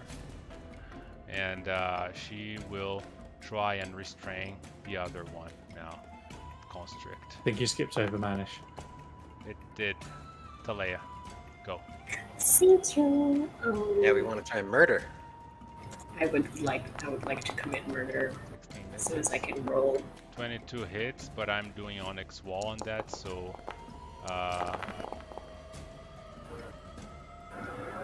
roll another d20. Just not an attack. Just okay. Oops, then just take that as my third attack. I'll Yeah, roll the it d20. hits. Yeah, it hits. Yeah, so that one would miss. So I'm healing him on the damage from the second attack because it really hit. Yeah, but he. Oh, sorry, I didn't mean to kill him. I meant to heal him. He's a little more dead than me, Yeah. and I think that's So about it. it's pretty rough now, but still alive. All right, knock knock. Oh, actually, it's Urios which already acted. So this guy over here is going to. Let's see. There's this lad. There's knock knock, and there's Abbasi. It turns to knock knock this time, and tries to shoot bash knock knock on the ground, missing, and then hitting with the compassion, missing again. And with that, right before its turn, Unhubat targets the ape with laser beams, gaze of deadly focus, hitting for 13 necrotic damage. And then it's its turn, so it's gonna try. Bye bye. It's gonna try to shoot bash. Does it have disadvantage again because of that fading? Yes. Yes, he does. So it hits even with disadvantage. You succeed on the strength save, and then it tries to hit you with the sword. Okay. 21. I think that's. Annyeonghaseyo. Yeah, you're done, right? Yeah, So I'm ape is Monkey going down. restoring transformation. monkey down. It would be like here. That's Whoop! yeah. And then it as it takes the ape down, it does the second attack on Talia. hitting Ouchie. 22 damage. As moves kind of here and does that second attack. By the way, Nuck Nuck, you have been forgetting to pop your little bomb every round. Because you can. Well, I'll do Wild that now. magic. Yeah. Oh, there's a wild magic bomb over here, right? Yeah, but he can replace it every round, and he hasn't done it, and I just saw it and I remembered it. So where? That's what that circle was. Oh. So where would you place it? Because it's gonna hit everybody, so it hits allies too. So you gotta be careful with it. Yeah. Can I assume I can only place it in places I can see. Yeah. So I put it here, like next to you, but I can put it somewhere else. Could I leave it where it was? Oh well, no, because it blew up already. So and then you have to. I thought as replace much. it. I was just checking.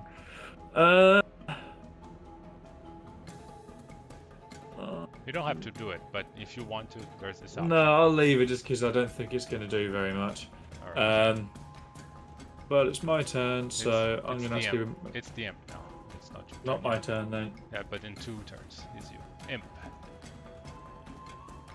Imp is going to give advantage to the slod on its next attack. Alright. Zamfrey.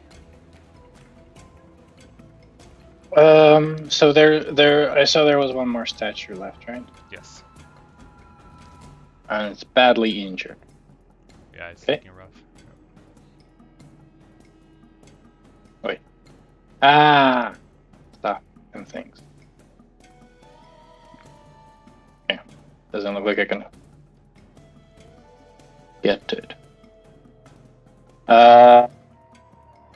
Which is fine. I'll just shoot it. Better not be taking Nutnut's kill again. Do it. We'll see. That hits for 7 piercing damage, and then sneak attack for another 17. Ouch. Still living. Good. Yeah, but it's pretty broken as the arrow shoots its back. You know, just kind of you can see it goes through its torso, and you know rocks start to fall on the ground as the runes on all of its body starting to fail. You know? A kind of action hide. I'll move slowly, as per hidden, just behind here, and trust my friends to can finish the job on that guy and get ready to attack Nehebkelat, which I am 30 feet away from. Perfect. Knock knock. Oh, ding, knock knock. That hits. Come on, Nuki. Oof. That misses. But you have a third attack.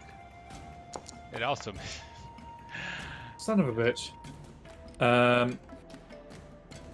But I think no, I'm getting my abilities confused.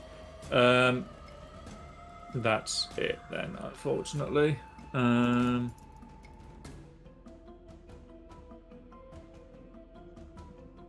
Yeah, no, that's gonna be it. All right. Abbasi is gonna try and attack the guy. Like die as he's swinging his quarterstaff, but misses with an 8. And then he actually hits with his Kopash and takes it down, stealing the kill from Nook Nook again. Good job, Yeah, I can see Abbasi. he's kind of breaks it, and then he kind of nods at Nook Nook. Good job. You see, Knock Knock is somewhere between like crying and about to rip this guy's throat out. Bozog. All right. Is Talia able to fight, or do you want me to teleport you out of there? I can scream at him.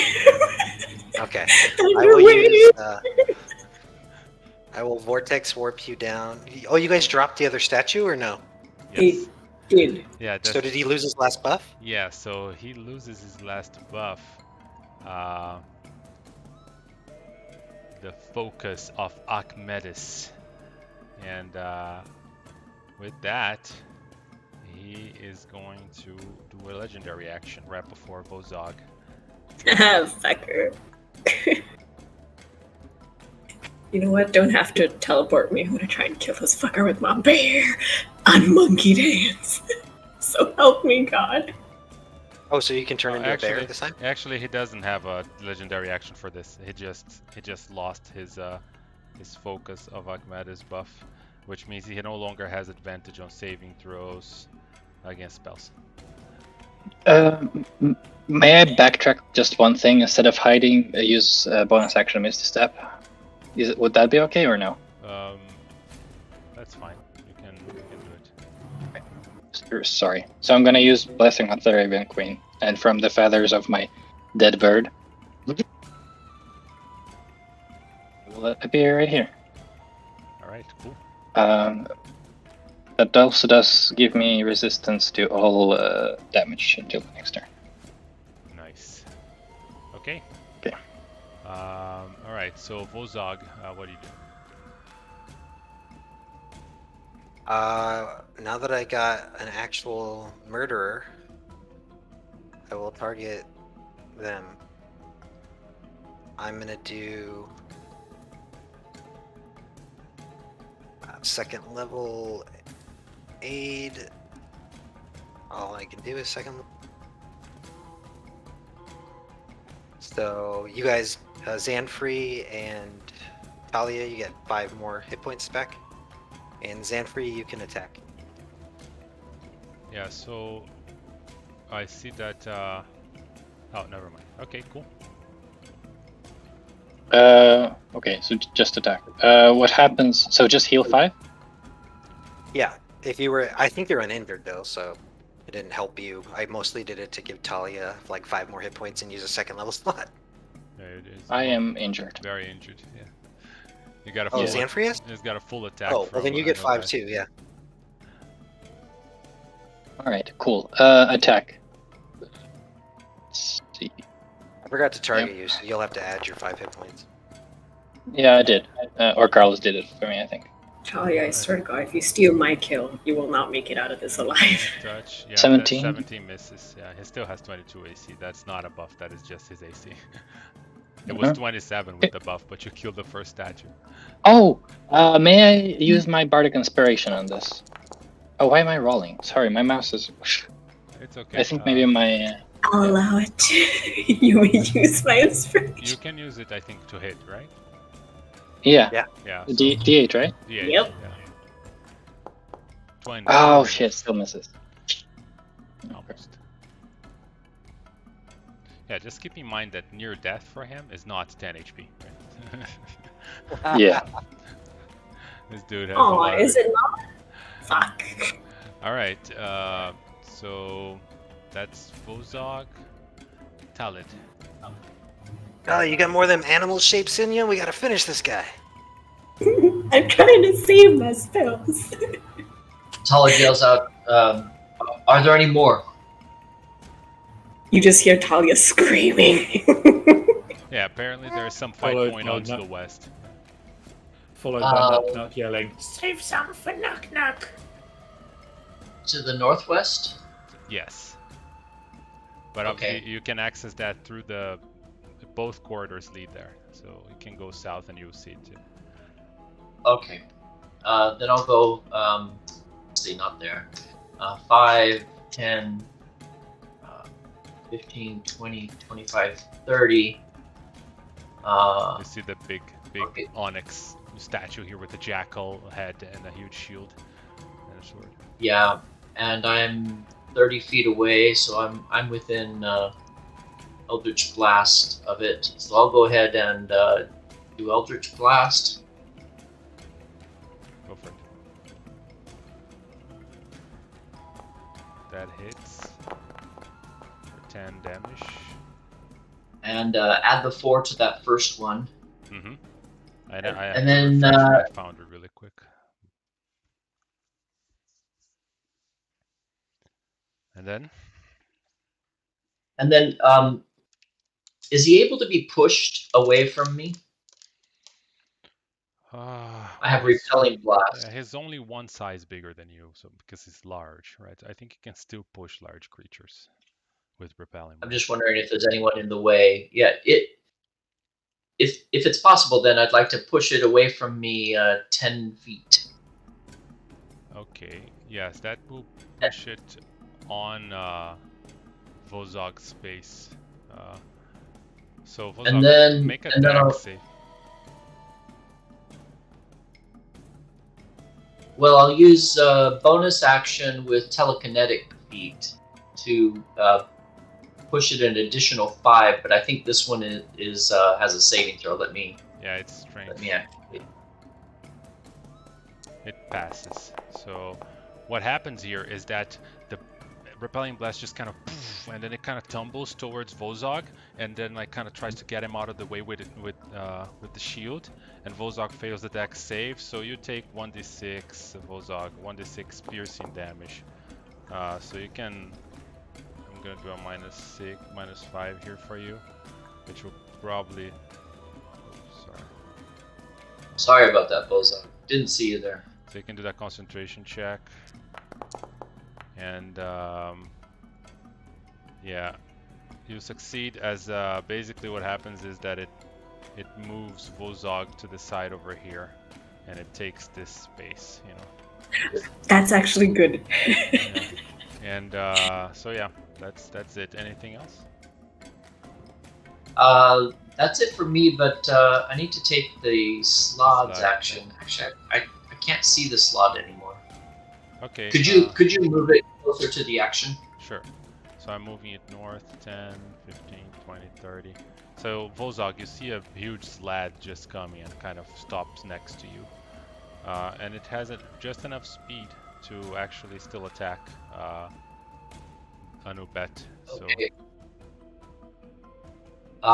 For some reason, I'm unable to see it. So okay, no problem. I will do 2 claw attacks. great. Yeah, both miss. Both miss. Okay. 22 That's my turn. is rough. All right. And with that, we have Talea. One question for you. Is it okay if I switch out a spell I haven't used? Maybe when you do a short rest, but not in the middle of the fight. Roger that. I shall do Dissonant Whispers and hope he really doesn't save on this. Let's do a level 3.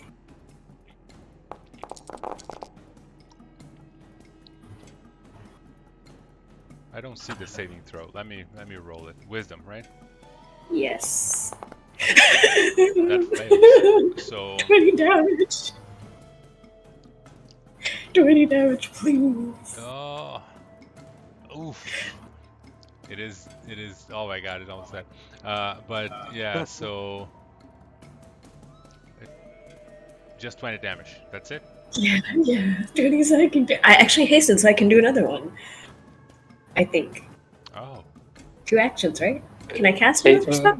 No, you can only attack, dash, disengage, hide.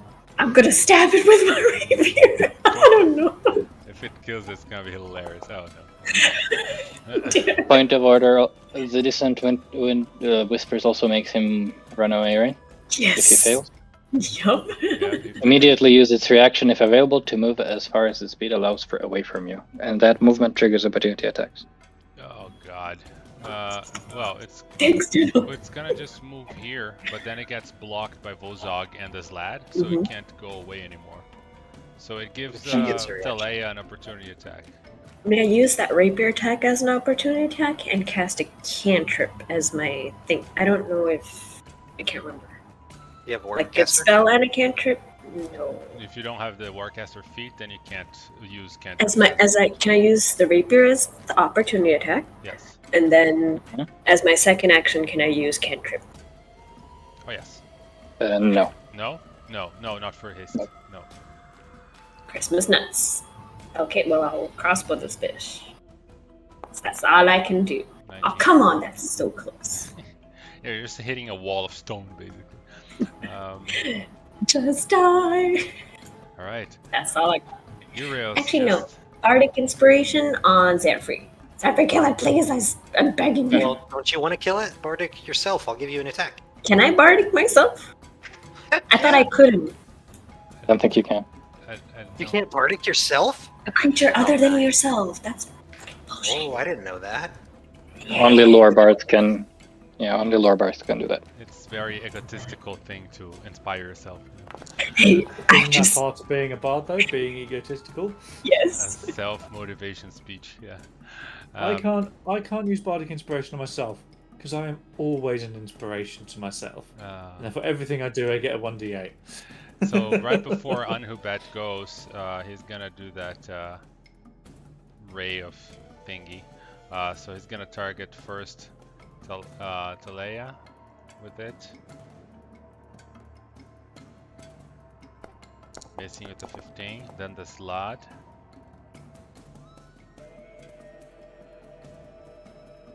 Hitting, and then he's gonna try for Vozog, so he's gonna do a Wisdom save. He passes, so he can actually do it on Vozog. Oof, critical.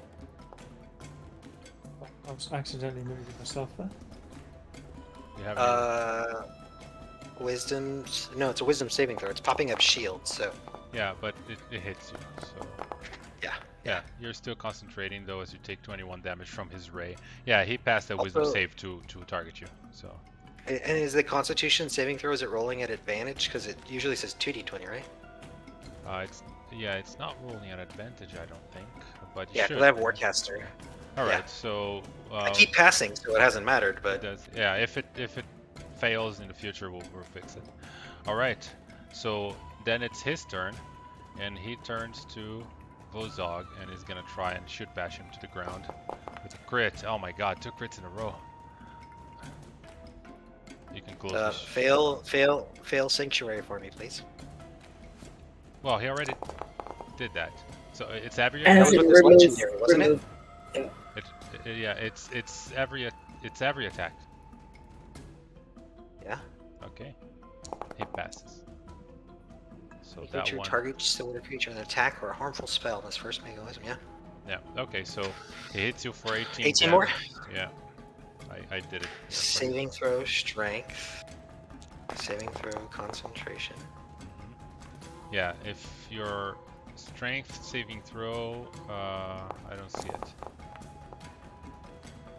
Did it hit me again? That's 'Cause I a have a bunch 5. of these popping up. I'm not doing anything. So, oh yeah, you failed, so you're prone.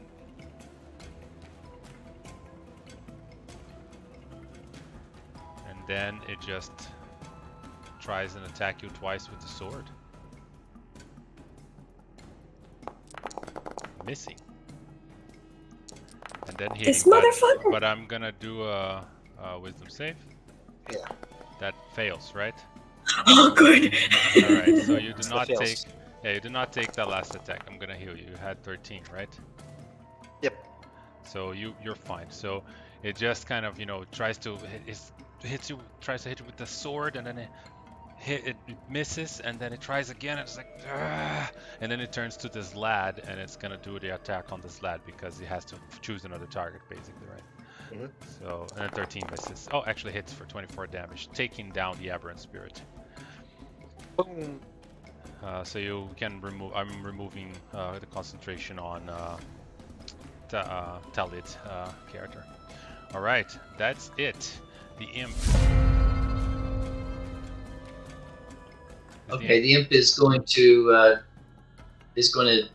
probably take the dash action in order to get into the action and get next to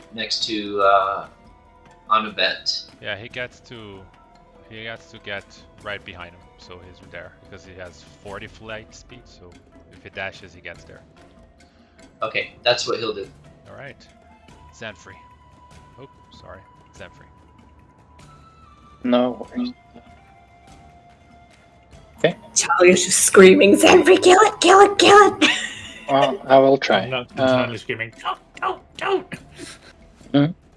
Steady bonus action. Crossbow.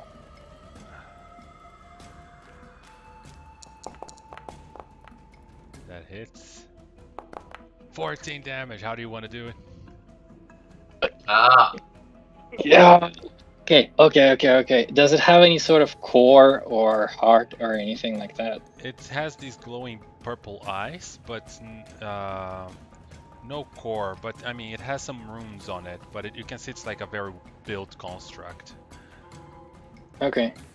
Okay, I'm gonna go for the eyes then. I'm gonna say, shoot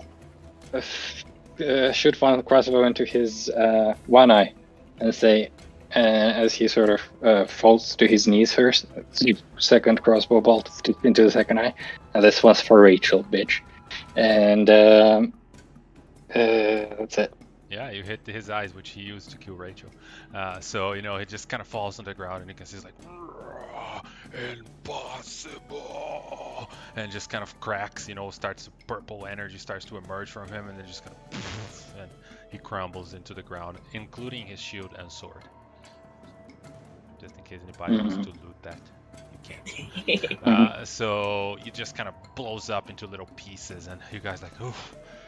suddenly, there is no more threats in the area as the combat ends here. And with that, I think this is the time for us to take our little break before we reassess the situation here, and you guys get introduced to the new member Talid.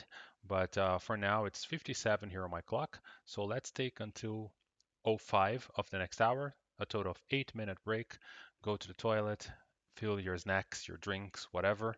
Come back in 8 minutes, and we continue with the second half of the adventure. I'll be right back. See you in a bit.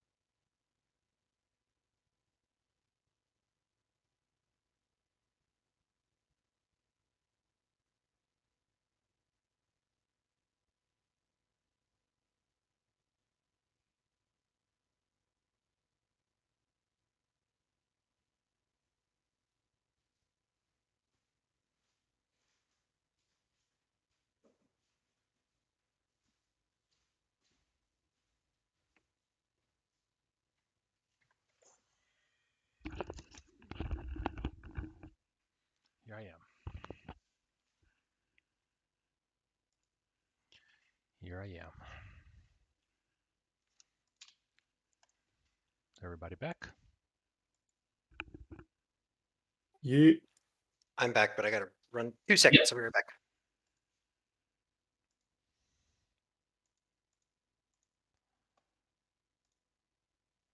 I'm here. I'm just about to sneeze. Do it. Yeah, I have bad experiences with sneezes, and Mm. the past few months I got pretty traumatized from it.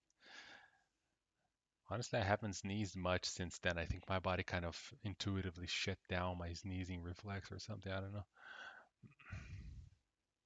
I sneezed like 3 times after I'm that. pretty sure I'd be screwed if I had like the same surgery because I sneeze literally every morning. Yeah. No, every time I felt it coming up, I would literally feel a surge of adrenaline. My heart would go, and I would just like be like this on my nose. No, no, no, no, no, no, no, no, no. Just kind of shaking and grabbing tissues to clean it, and just like don't sneeze or you're gonna break your stitches. I'm back. All right. I don't know about you guys, but I burned through quite a lot of resources. I didn't. I'm still good. Yeah, guys. Yeah, but you were in that state. That was awesome. Thank you.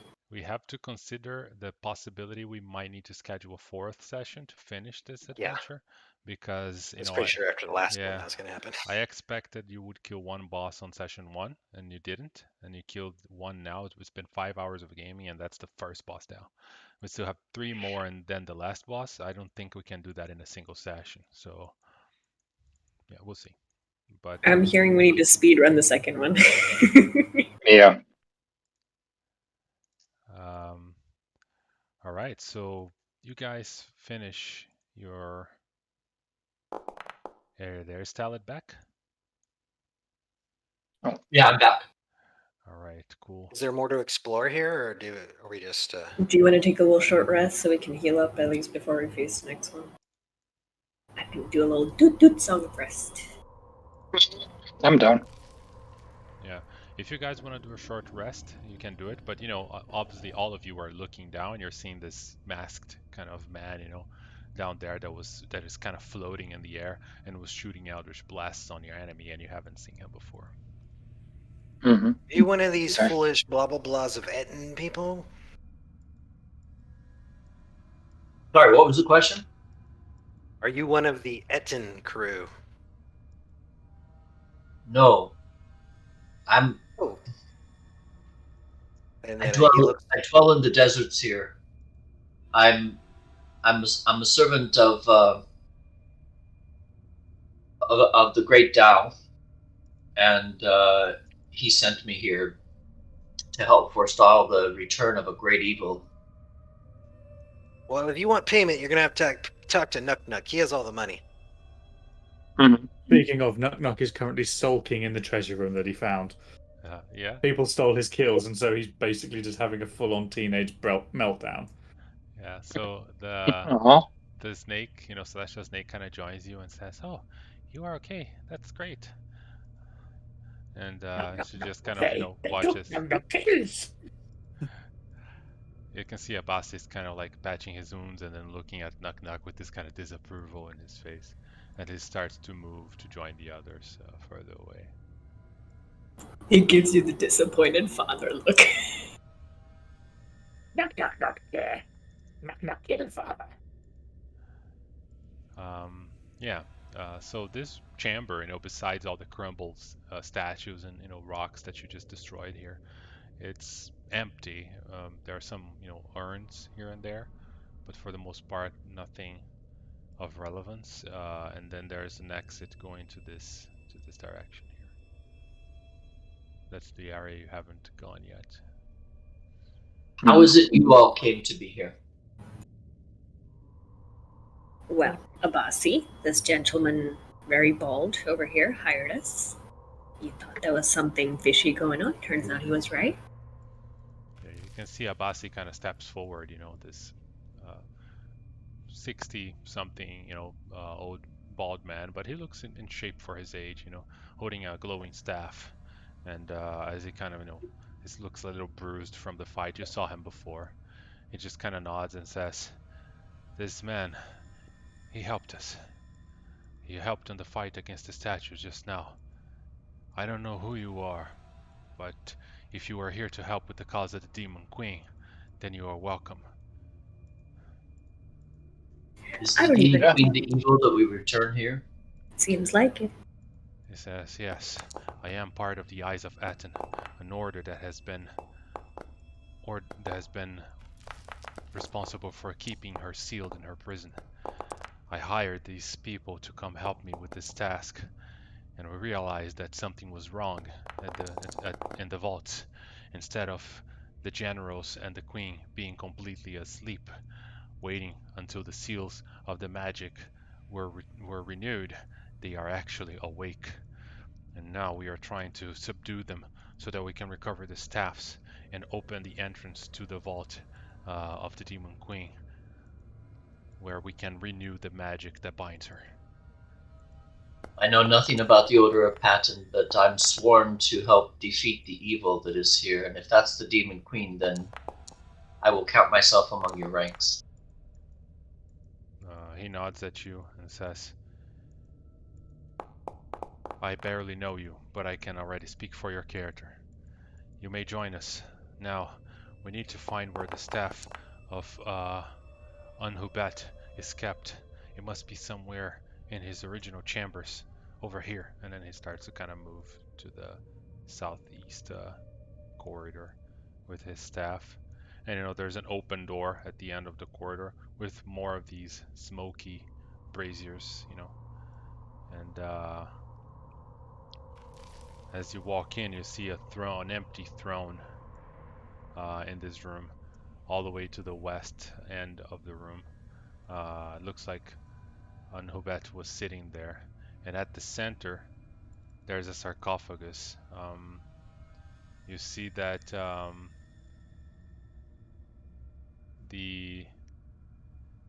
it's set upon an ornate platform of layered stone, and it's made of some kind of pale sandstone and decorated with rich orange paint. There are many fine details on the figure at the top of the lid of this sarcophagus.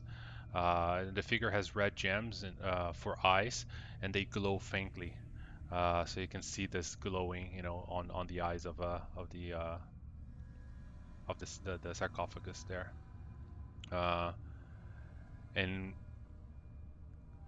all of the stone on the walls here, it has an unfathomable number of magical inscriptions. Like, it's all filled with arcane symbols all over. But it looks like the cover of this sarcophagus has suffered a lot of damage. You can see several dents and cracked parts on it. Most likely by Unhubat himself when he was probably trying to break it.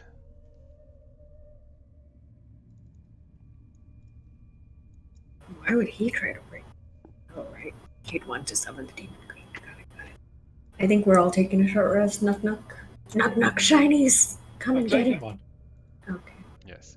If you want to take a short rest, you can. And remember, a short rest in my house rule is only 10 minutes, but you can only do 2 before you do a long rest. So let me know if you need, like, a Song of Rest. It's an extra 1d8. Oh, I thought you did that. I did an extra d6. Okay, sure. I'll use it. Just apply every short rest, or is it you only do it one short rest? I have no idea how to check. You have to do it, but Yeah, I don't know how many I don't times. think there's a limit. Yeah. Okay, so I think you just do it. okay. 1. Great. Carlos, could you give me access to the imp and the slot? For some reason, I lost it once. I couldn't see it with my main character. Yeah, I think that you have to select them so that you can see them. So I will move them into your view, and then it will fix the problem. Well, this lad is dead, so the imp is over here.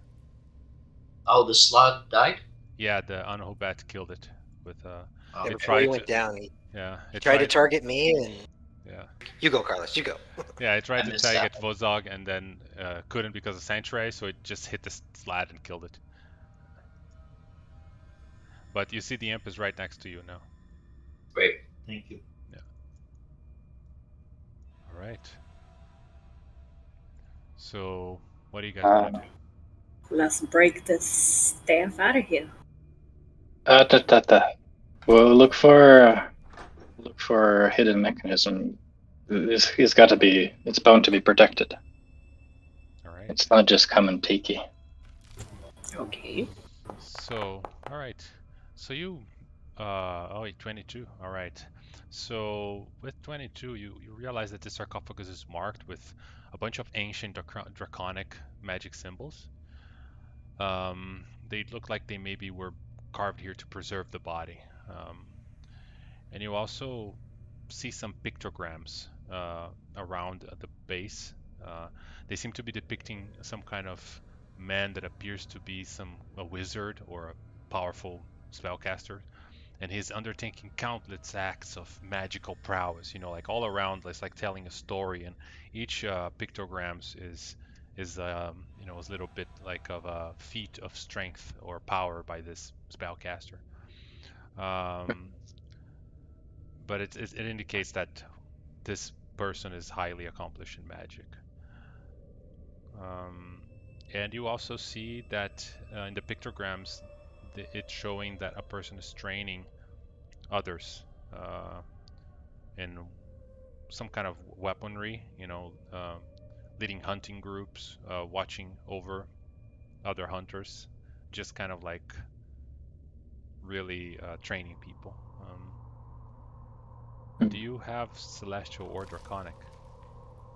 I have Celestial. Yeah. Oh, yeah, we have both. Right.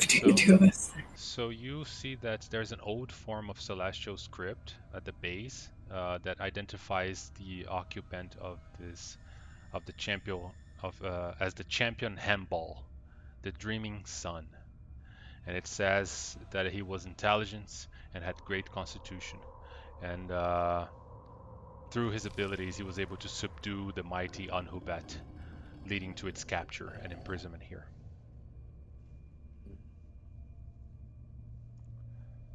And with his name is Hembal. Sorry, it sounds like Hembal. Hembal, yes, Hanbal. I'm putting ball of ham. Yeah, I'm putting it on Discord just so it's. Gotta love Himbo, the dreaming sun. Sorry. Thinking he also heard like ball of ham. Knock suddenly appears at the door. You want some ham, buddy? Yeah. No, here, I have a treat. No, come on, sit.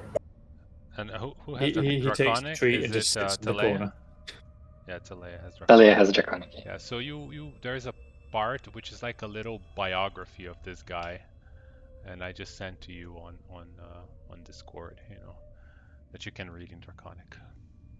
She basically says Himbo, Dreaming Sun, Horus Greatest Stage. I think he's basically the guy who started this, or just maybe he has like spells in here. He's wise, careful, keen mind for magic, blah blah blah. His experience or anything like that, Zenfrey. The sarcophagus looks like it's rid of that.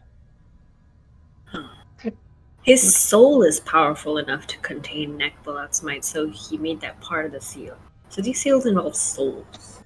You can see Abbasi says, that is one of the heroes, the one responsible for capturing Anhubet. We must open the sarcophagus. That's probably where the staff is. Help me with the lid, he says as he grabs the lid from the top here. I try and pull it. Alright. Yeah, with two people, you know, it takes like a minute for you guys to, like, you know, slowly slide it to the side and carefully place it on the ground. And you'll see, you know, a body of a dead wizard, you know, clad in robes in there. And inside, there's a ring and a scepter. So the scepter is kind of like dark, you know, with a blue gem on it, and it's like this long. You see Knock eyeing both greedily. It's cursed, knock-knock. It's cursed. I will bathe you. And the ring, does anybody have identify or something like that? Yes, I do. Give me 10 minutes to cast it. Knock takes the ring and kind of puts it between his teeth, just kind of chewing on it like it's a gold coin. And that's the goblin equivalent of identify, I think you'll find. He licks it. Yeah. All right. Does anybody want to do anything else while Talaya is casting identify to figure out what those things are? Yes, I want to give... Sorry, go ahead. I'm going to go take a look at this throne on the other end of the room. Mm-hmm. Yeah. And examine it. It looks like the throne seems to be surrounded with more of those arcane markings, and you have proficiency on Arcana, yes. So yeah, you figured that these look like binding magic. It's clear that he was here, bound to this throne for a long time on Hubet, but somehow managed to escape his boundaries. You don't know how recently that happened, but it's clear that the seals are no longer working. All of the arcane symbols in this room, they lost their power.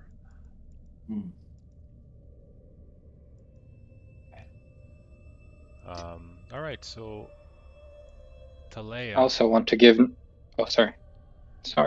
No, I was just gonna say that you identify the items. One of them is Ring of Even Fall. Well, actually, it's the Bend of Stars. All right, and while wearing this ring, you gain +2 armor class if you're wearing or armor or shield.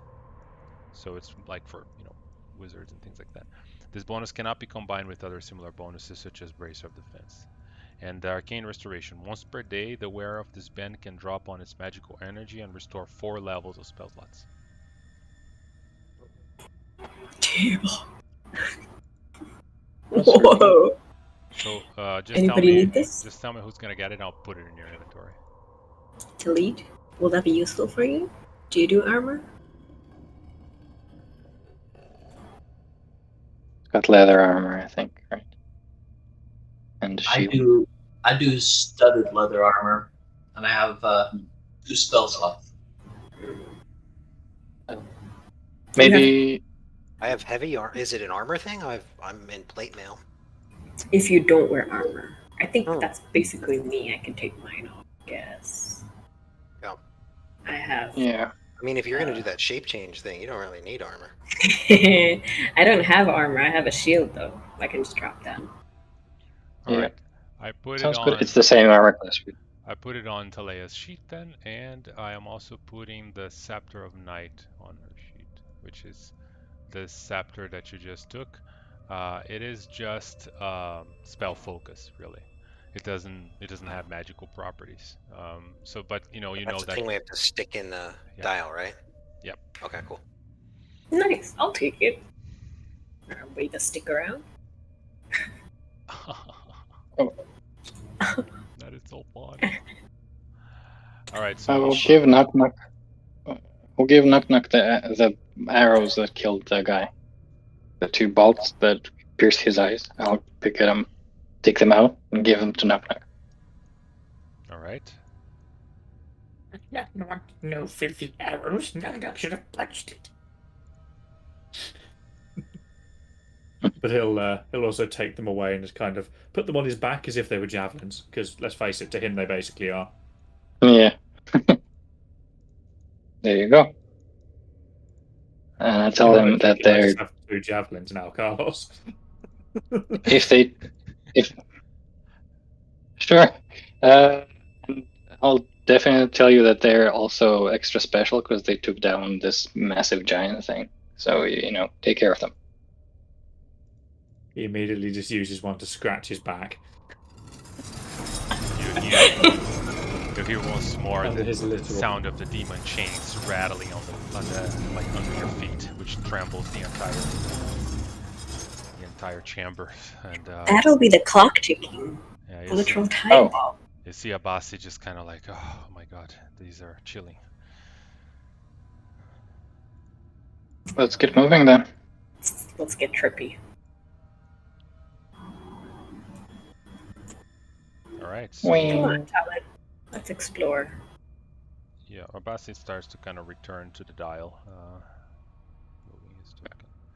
So you guys can do the same, and so will Uraeus, moving back here.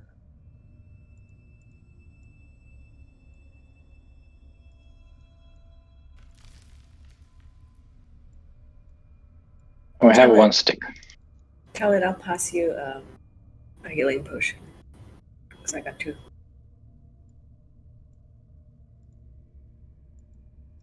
All right.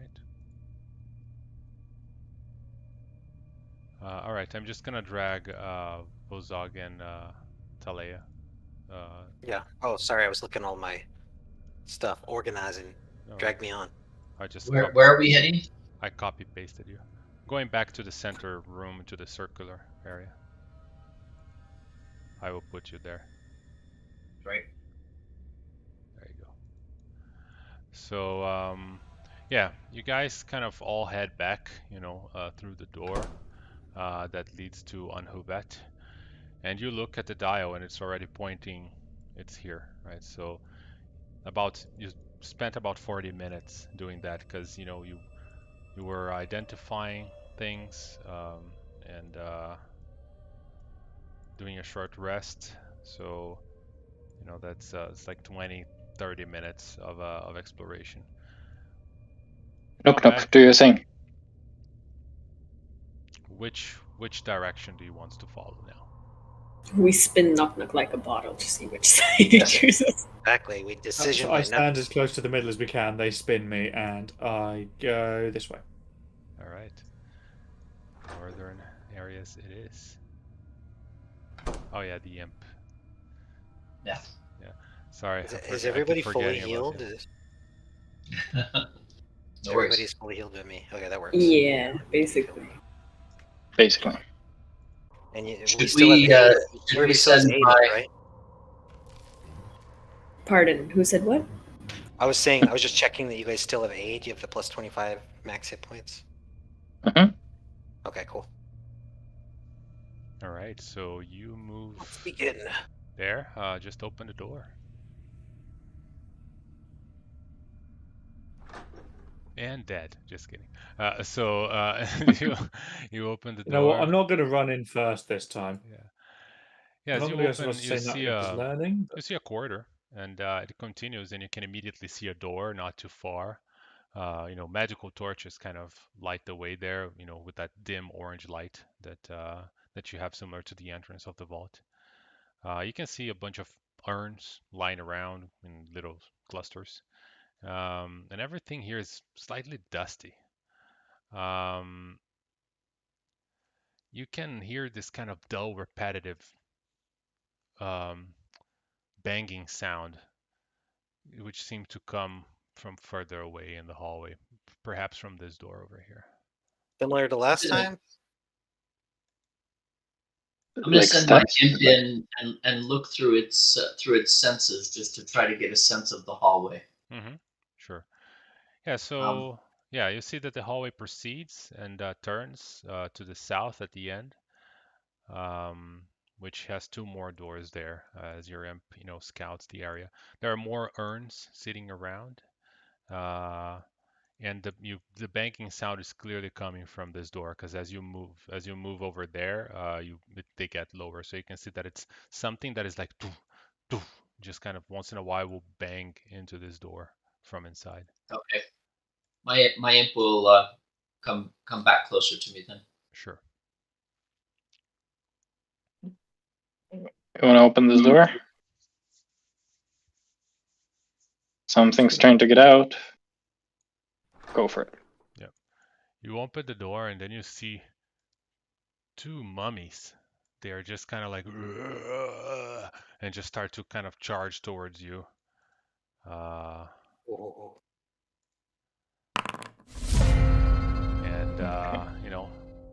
I would say I'll move to Leia and Vozog a little closer because you guys were. Yeah, I was just trying to move it when you hit the button. Yeah, sorry. So yeah, Talea, you realize as Zemfrey and Nuk Nuk there open the door, something is coming out and charging at them. Nug immediately is just happier. Like a millionfold. I'm going to... What's for... Move up, I guess. I can't see shit. Remember, haste is down. Yeah. I just want to add, I do get... I can't for the life of me remember why. Give me 1 second, I will check. I do get advantage on my Initiative, yeah. That's correct. So do I. I think it's a I barbarian. think mine's in. Yeah. So I'm looking here and I see that I don't know if it's rolled or not.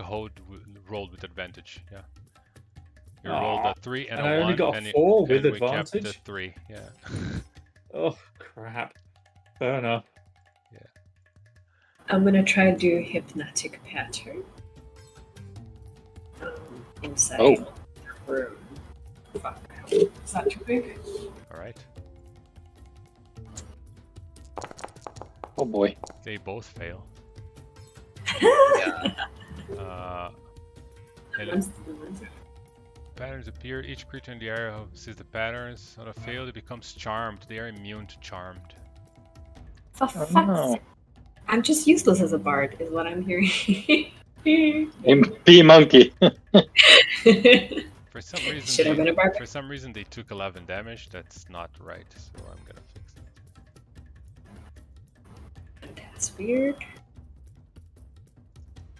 Okay. I guess that's. Yeah, I mean, all it would have worked, but they are just undead and stupid, so they can't be charmed. My bad. All right. Send free. The one straight up. Yeah, I'm gonna leave the one who's closer for knock knock. And I'm gonna try to kill the one that's directly ahead of. All right. Gonna kneel down a little bit and use knock knock as sort of as a stand for my crossbow, using steady aim and taking a good aimed shot at the thing. As far as Knock Knock is concerned, this includes him as this makes him the reason that the enemy is taking damage. Yes. So as far as he's concerned, that he's the one doing the damage here, not the bow. All right. You are my weapon. Yes. No, that's That my is. life. He's everybody's weapon. Don't hoard. We all love Knock Knock. He's our friend, and we all love him. We all get to share him and use him as a weapon, as long as he consents. He understands the concept. So As long as there's violence involved, Knock you Knock hit that consents, mummy, and you that can is- see like that is the fact. you hit it right on the neck, and it starts to like cough dust, like a but it's still standing. Yeah. All right, and with that, Iraeus moves closer, and it's gonna try and constrict. It flies 60 feet speed, so it's gonna go in there and try and constrict one of the mummies, missing. Abbasi will move closer, and then he's gonna cast Sacred Flame on that mummy.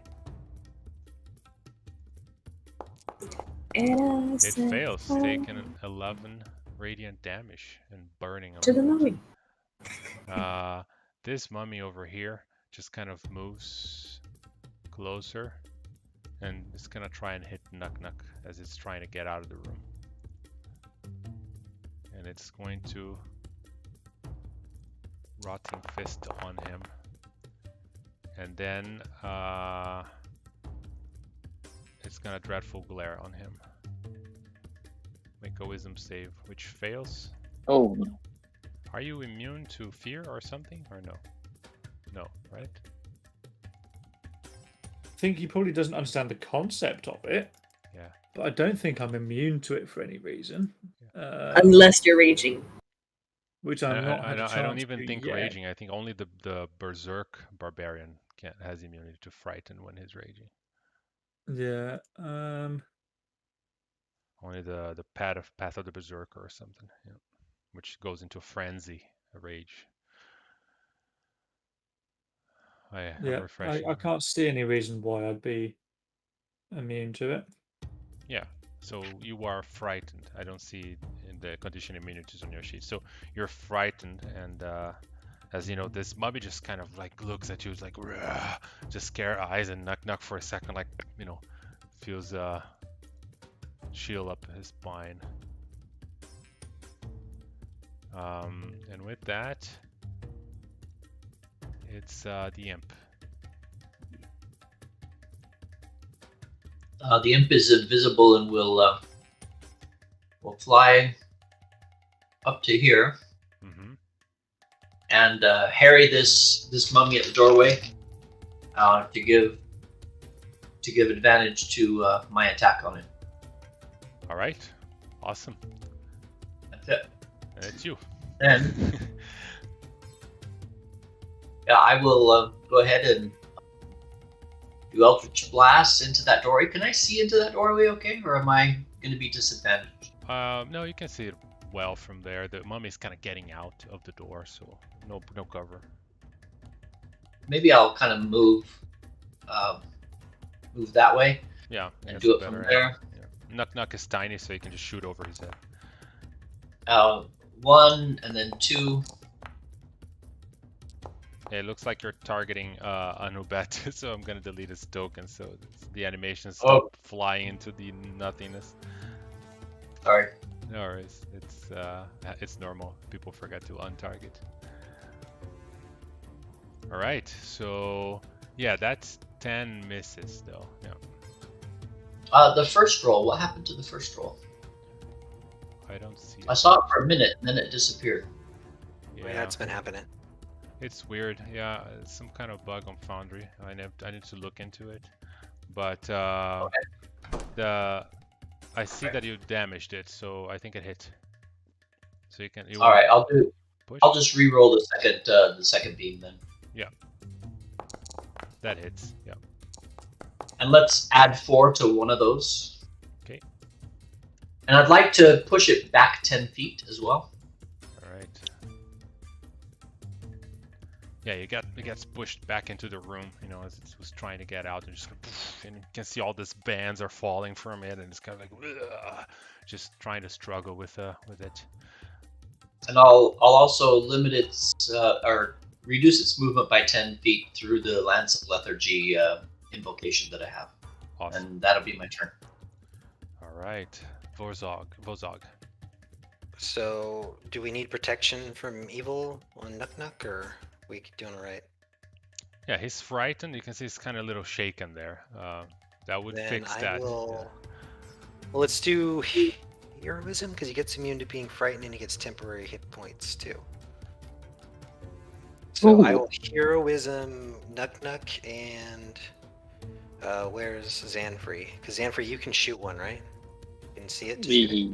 Here is can touch, shoot it, yeah. though. Can you do it from a distance? I can, but I'm gonna move up where I can touch both of them. Okay. Instead. Yeah, so you I can can move save it. meta magic. I can come here, That's touch great. them both. Yeah. Do not be afraid of a rotting carcass. And I touch them both.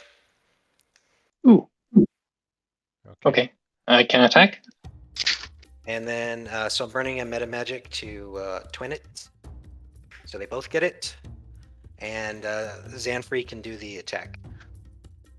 Nice. Okay. So Nuck's no longer frightened. Nice. Let's see. Doobie. Oh, there we go. As you do that and say, "Don't be afraid," Nuck's like, Knock, not afraid. But if dead thing not dead, did Knock ever really kill? and you can see he's having the closest thing a goblin is capable of having to a metaphysical crisis. Think about it, you get to kill it twice. That's the best way to look at it. At that, he suddenly perks up. He's like, "Oh, I kill now. And as you shoot it, that mummy's looking rough. It's the Raven. Do you want to get it to do anything? No, I'm gonna take care of her. I'm worried because she died once. She just burst on my shoulder. Gonna remove her for initiative. All right. Knock. Finally, you. Nuck is going to rage. Oh, sorry, no. I would like to rage, please. It doesn't quite work as well as it does with Grog. I Alright, so you're gonna I'm rage? gonna Okay. rage. Which means wild magic table. Okay, I'm gonna roll the wild magic table for you. Roll. And we got flowers. So around you there are flowers that follow you, so it's difficult to rain for your enemies. 3 squares around you. I'll take it. And with that, he's gonna run in. Right, it's the middle there. He's gonna hop up on the thing, and he is going to punch the one that is near death. Mm-hmm. First of all, that one there. Punch it. You punch it, and it kind of crumbles into a pile of rags, and it's dead. Excellent. And then he's going to punch the other one as well. Yeah, you hit it. They're very easy to hit. Not very agile creatures at all. And then I don't have a third attack anymore, do I? So that's going to be it. All right. And with that, it's the last mummy standing. It tries to hit Knock Knock with its rotten fist, but misses with a 15. Leia. Insert funny mummy joke here as I viciously mock this biatch. I can do one for you. It succeeds. Do it. Though. Oh, for fuck's sake. Yo mama's so dead. I mean, what? Yeah. Your mommy. Yeah. Your mommy's so dead. Yeah. Your mama's so dry and crusty, she may as well be your mummy. That one. I will take that one. Yeah, but the mummy is so oblivious to everything that it resists by just simply not understanding the burn. Yeah. I can't burn something. That sounds like Knock Knock. Yeah. I'm too smart for them. What can I say? Too smart and too charming. Yeah. Well, even though my spotter is gone, I'm gonna try and shoot it. I'm gonna do steady action and try and shoot the mummy. Yeah, you hit it. And you have sneak attack. Oh, and Knock Knock's sneak attack, yes. Yes. Oof. Yeah, it's looking rough, but still standing. That's my turn. Alright. Uriels is gonna try and bite it. Hitting for 11 damage, which almost kills it. Quick, Abbasi, kill it. Abbasi will Sacred Flame. The mummy Burn, baby, succeeds. burn. And the imp. The imp will fly up here and take the help action for just the next attack. Awesome. So go for it. Oops, sorry. Oh, sorry, I ended for you and then you ended. So yeah, you go. Yeah, no worries. I'll go ahead and cast Eldritch Blast. Well, yeah, that does it. Yeah. Oof, that critical. It's just killing the corpse at this point. Overkill. Beating the dead horse or the dead mummy. And yeah, so we can end combat here as you easily dispatch of these 2 creatures inside the chambers there.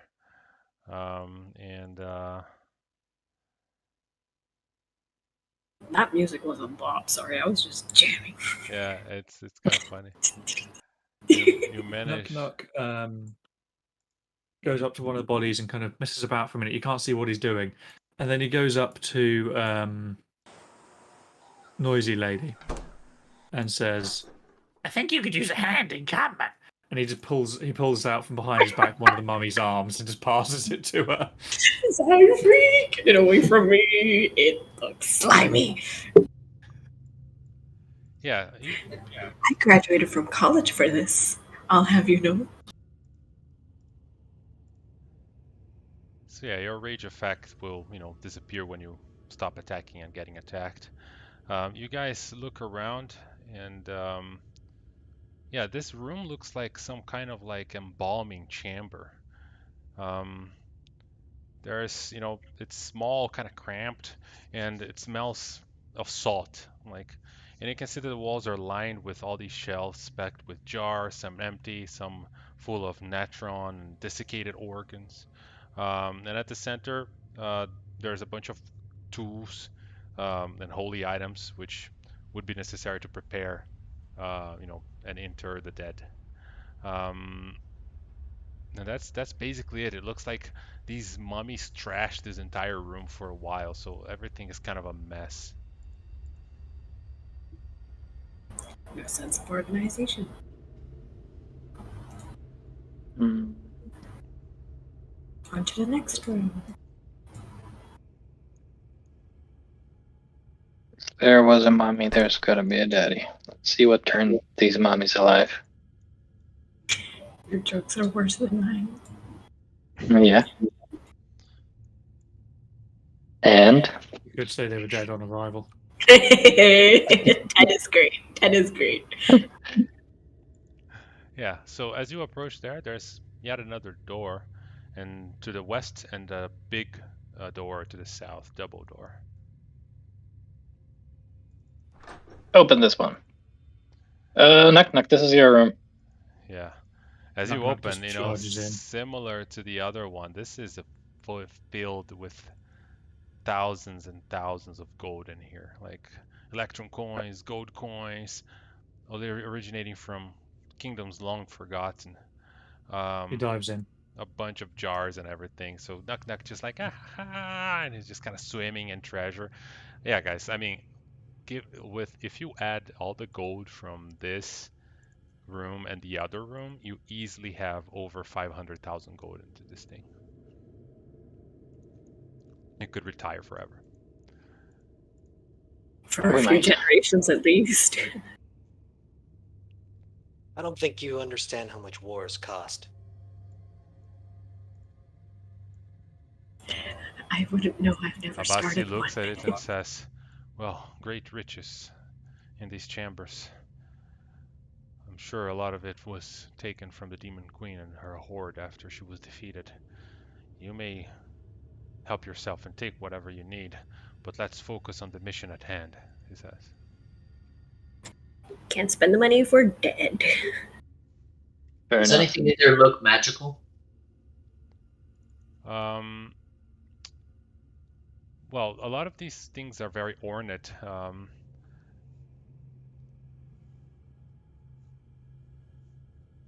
Nothing looks magical. I don't know if you have detect magic or not, but just from looking, everything looks like, goblets, gems. I have inherent. I have built-in detect magic. Is it like a once a day thing? Nothing is magical here. The only kind of unique thing is an ornate wooden box that has a matched set of pure gold scimitars. They would be probably worthless in battle because gold is not really a metal that that you can sharpen. It's kind of soft, but they are very well decorated and probably worth a lot. Yeah, and there's a bunch of golden circlets, headpieces, goblets, necklaces, pendants, idols, statuettes. So and there's also piles of about 12 gold ingots stamped with markers that are completely unfamiliar to you, probably made a long time ago. Is there anything that to everyone else would be absolutely worthless, but to Nuck Nuck could be a treasure, such as his thinking hat / saucepan? Yeah, you can have. There's some headpieces there that could be a thinking hat. Crown jewels.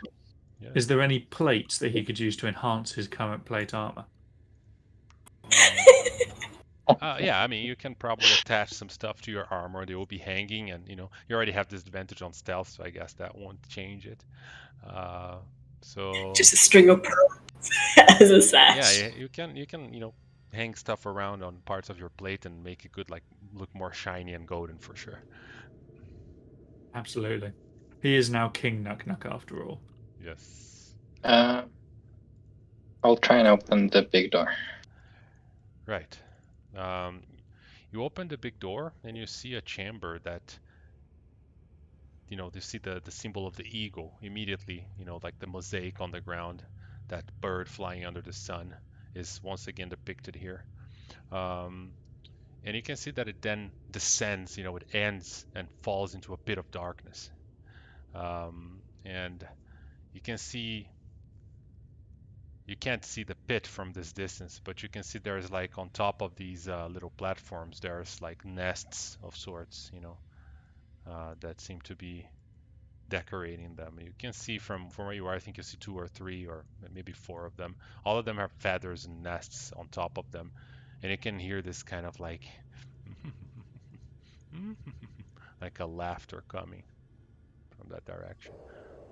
I'm going to send my imp in and briefly look through its eyes, and I imagine I see that big bird creature in the corner. Yes, you see that big bird creature, and as the imp flies in, you can see that the bird just kind of is holding a golden staff that glows with light, and then it just kind of closes its wings around it and looks straight dead-eyed at the imp like, "What are you doing here, little creature?" It can see through even though it's invisible, it can see it. Yes. Okay.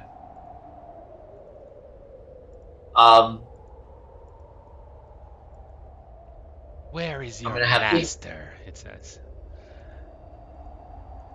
I'm gonna have the imp just fly out the door so it can't see him. Okay.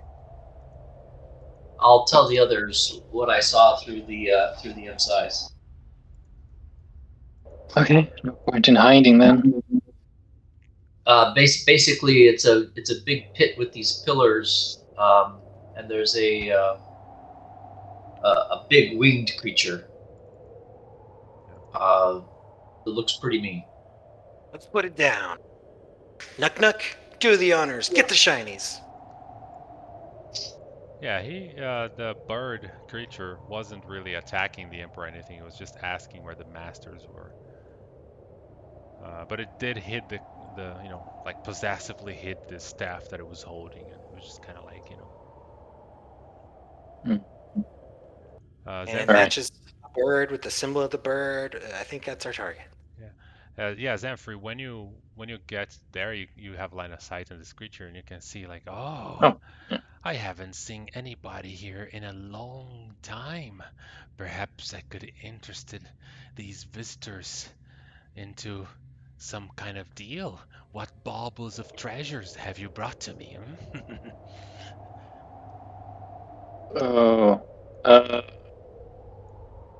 Guys, I think this guy wants to make a deal. But it's for shinies. Knock Knock, how do you feel about a deal for shinies? I think that's a bear view. 1 second. Yep. Are you going to give us the staff? He kind of looks at the staff and says, I could, but I can trade the staff only for something special around this vault. Name it. If you come across any urns that are themed like my beautiful birds here, and you can see at his points, like next to him, there's a sarcophagus, and he points at it, and like surrounding the sarcophagus is a bunch of little bird-shaped urns. They're all like avian themed, urns, and they're all kind of like different colors and different shapes of beaks and all that kind of stuff. These little urns like here surrounding this sarcophagus. And he says, if you come across any of the urns similar to these ones and bring my little babies to me, I will give you the staff in return.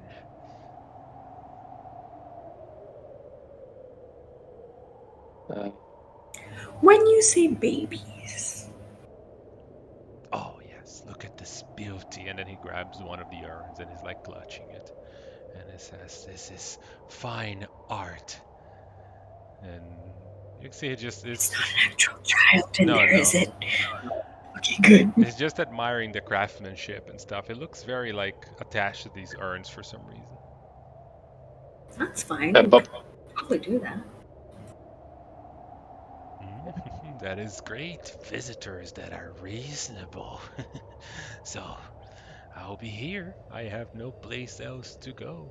If you come across these urns, bring them to me, and I'll give the staff to you. Abbasi, is that like a thing? Isn't he a bad general guy? Well, do we need to kill them or do we need the staff? I can't remember the actual orders. Yeah, me neither. That's why I'm asking. Yeah, you need the staff to put on the on the pedestal there, so you can access the demon queen, right? If it doesn't, it's not a requirement that the generals are dead.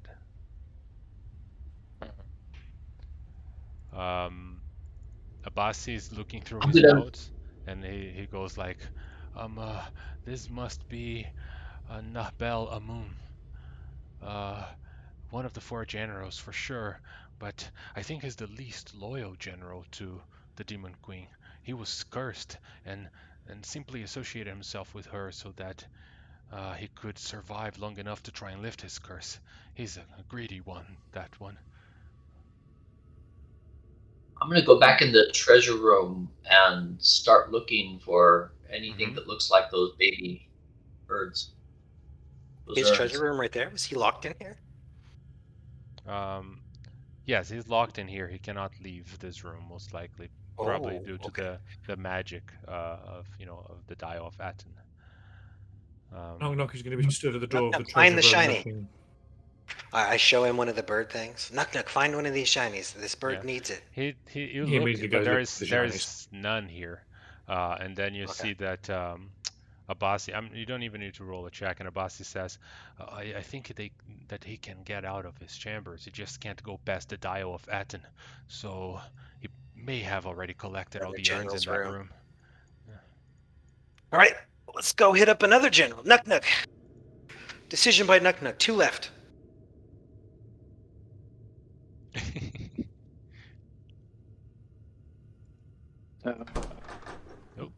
Yeah, close the room. Closes the door. Yeah, it says "Good luck," and you hear this kind of creepy, voice on the distance. Oh, okay. Permission to make an insight check. I'm not very good at those, but I'll make it anyway. Sure. Well, he was offering the deal. No, never mind. He seems genuine as fuck. Yeah, you see that the dial has moved just a little bit, but it's still good. It's still on the first quarter, so you have quite a bit of time. Which direction are you going next? Knock direction. The Scorpion. Oh, Scorpion. All right. So as you go down to the southeast, you open and you see once again a similar hallway. You do see a bunch of little scorpions scuttling about on the ground here, and the shadows in these halls, they seem to grow darker. It looks like the entire hall is like the lights are dimmed. Here it is not as bright as the rest of the chambers. Knock is going to try and pick up random scorpions to try and use them as a snack. All right, you can pick some of them. Yeah. I'm gonna send my imp. Make a perception check with your imp. So I think my heroism likely dropped. It's been more than a minute. Wisdom. Skill perception. There we go. It also has the Devil's Sight attribute. Magical darkness doesn't impede the imp's dark vision. Nice. Yeah, so as you move there, you realize that there is some over here in this area. The ground is, next to the torch. The ground is a little broken, and it looks like these tiles, like if you step on them, they would fall. I say, watch out! My imp says the ground looks shaky there, right by the torch. Yeah, I showed with that T of trap, you know, like clearly that area is broken. And as you look down, you realize that it's not necessarily a pit. It just looks like the ground is sloped towards the south, and it just slides somebody down the tunnel, you know. Oh. Oh, a Okay. slide. Carlos, Knock, I've just do had you a like thought. slides? Not like slide. Slide fun. Don't you even dare. There's a bath at the end of the slide. A bath followed by brushing. Yeah, there's always, it's like a water park. There's always Carlos, water at the end. Just had a thought. Do we have the flying serpent thing with us still? Yes, she's following with Abbasi. I'm moving them right now. Okay. I'm thinking maybe we could send her back to check the other treasure rooms, see if there was any of those urn things there. Oh yeah, sure. I'll say that while you guys are here, the Ureos is going through the treasure rooms and just searching these 2 areas that you have already cleared, kind of, you know, to see if there's any avian themed urns, and she will be back in a couple of minutes. Is it something we can disarm, or need to disarm, or can we just step over? You can just step over. It's clearly set up in a way that it's more for distracted people, but the imp, as it flew over it noticed it. Anything more ahead? Yeah, the hall seems to turn south, and you know, there's a set of stairs, bunch of urns as usual, you know, lying down, which you can, you know, look if you want, but other than that, just those tiny scorpions, you know, they seem to be increasing in volume. The more you walk past this, you know, this hallway, the darker it gets, and the more the scorpions seem to just be skittering about. Mm-hmm. I'm starting to get quite full. Can I cast light? Just a small one. I'll stay at the back of the group. You want light? Yes, please. There you go. Thank you. Looking around, and moving downstairs slowly. Yeah, the imp Carefully visualizes a double door there to the south.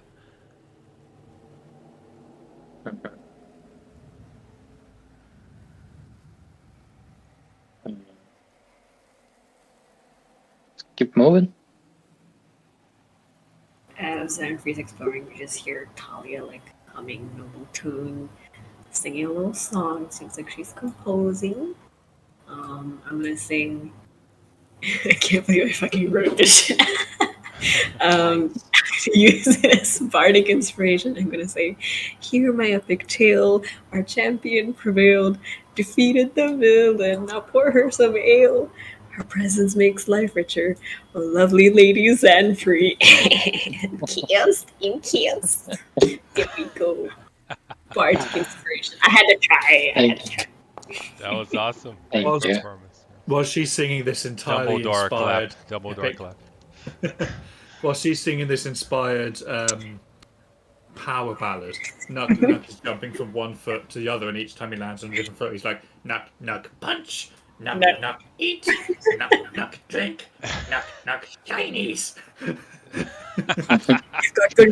You've got good rhythm. Here's the percussion, yeah. He's adding this rhythm. Yeah. All right. And each time he lands, obviously the plates that he's using as armor, in inverted commas, just kind of crashes together. Yeah. And as you occasionally a piece will fall off, and he'll have to pick it up again. And as your singing is ending, you hear this kind of voice coming from. Oh, lovely voice. I didn't find any of the urns as Eros approach. Thanks, Bruce. Thanks. Not good songwriter. I'm gonna use Mage Hand to open that door, or try to open it. Okay. Yeah, you open it, and it's a dark chamber, similar to the whole area here. I'll send in Imp. Sure. I'm gonna pause the game for a second here so I can describe this. So the imp kind of flies in as everybody's kind of approaching the door. You know, Abbasi and Urias are staying back a little bit, but I would say they're like here. And basically, at the end of the stairs, you know, you see this the pit of you know, of this general room. This large room is with high ceilings and a bunch of stone columns kind of spread all around it. The whole chamber seems to be shrouded in this unnatural darkness, and everything seems to be stained in tar here. And at the center of the room, you see a sarcophagus with bone piles all around it. It appears to be a mixture of white and black stone and gold and silver decorations. And you can see these purple eyes glowing from its eyes, weakening the darkness around it. That's pretty much the only thing that pierces through that magical darkness is the eyes of the glowing sarcophagus at the center. But everything here is very dark.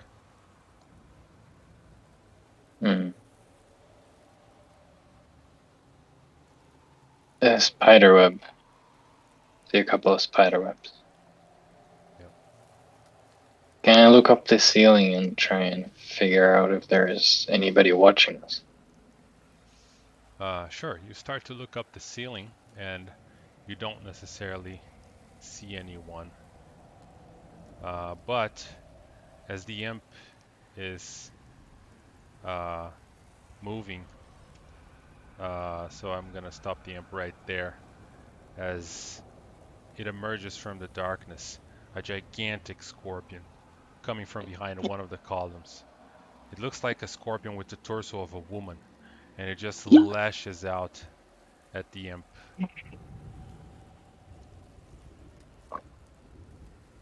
With its stinger. Oh, the imp is immune to poison, right? Yep. So, yeah, it hits, and then it pincer and pincer, hitting the imp. Yeah, but the imp has resistance, right? So it just kind of like and blah, and grabs the imp in the air and just kind of turns to all of you, as it seems like it attacks the invisible imp with no problem. So this thing probably has some kind of blind sight or another method of detection, and it just kind of like emerges out of the darkness and just looks at you and says, "You have wandered in the wrong places," and we're gonna roll initiative. As you. But guys, it's 10:08 already, and this combat is another boss, so it's gonna take a while to conclude. I don't want to play here until, you know, or stop in the middle of the fight. But I do want to talk to you a little bit before we finish.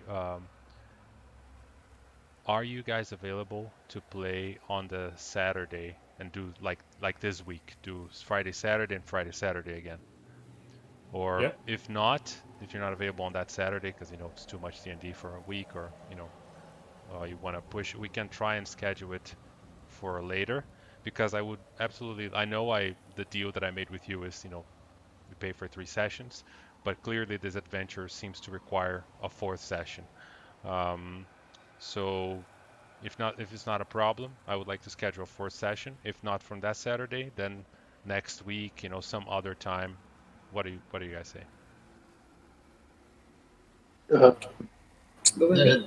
The timing of this session works well for me, since I'm in California, so this is like 10 a.m. Saturday, which works well for me. All right. Okay. For those that this coming Friday, when you already had it scheduled, I'm going to be on vacation, so it actually does work well. Normally, I would be working. All right. Okay. So yeah, the confirmed game is next Friday, because that's what we agreed on. And then what I want to do is schedule another one for Saturday. Does anybody have any objections to that? Should be fine. For me. Next week I'm not available on Thursday. I am available Friday, and I should be okay for Saturday too. All All right, guys. Thank you so much. We don't have to do this. I mean, obviously, I want to finish this adventure with you guys, but I understand that an additional session includes additional costs for you that maybe you hadn't planned. But I think it would be awesome, and I would hate to have to rush bosses here or or fights or everything just so that we can get through it in 3 sessions. I apologize for this bad estimation. No worries. Yeah, from reading the Now, when you adventure. talked to me, you already said it might be 4, so I planned all 4. Yeah. All right. Okay, cool. It's the first time I run this session, so for this game. So for the next time, I will definitely try and do 4, because it seems obvious to me that they're necessary, right? Unless I rush all the descriptions and everything, which is it's not the point. I know I we just only don't did think one you boss accounted fight. for Nuck Nuck. Well, Nuck Nuck kind of sped it up a little. It's If true. we were slowly climbing through the halls, we'd be a little slower than we already are. I suppose, yeah. Yeah, that's true. So yeah. All right, guys. So I will schedule that on the on Start Playing Games, the Saturday at 7 p.m., which is the same time as essentially in a week, same time as we started today, next Saturday. And if something comes up and you can't do it, or we have any problems, you guys just we're gonna be on Discord. You can talk to me about anything. And as usual, if you have any feedback about today's game, any improvement suggestions for me, constructive criticism, I'm on Discord. Just message me and tell me what you think. I will try to improve my best. DMing is a set of skills that you're never really done learning. So just tell me what you think. And hope you guys had fun. Thank you for coming. Good game and good group. Mm-hmm. Yeah, see you next week. See ya. Thanks, everyone. Bye-bye. Bye. There goes.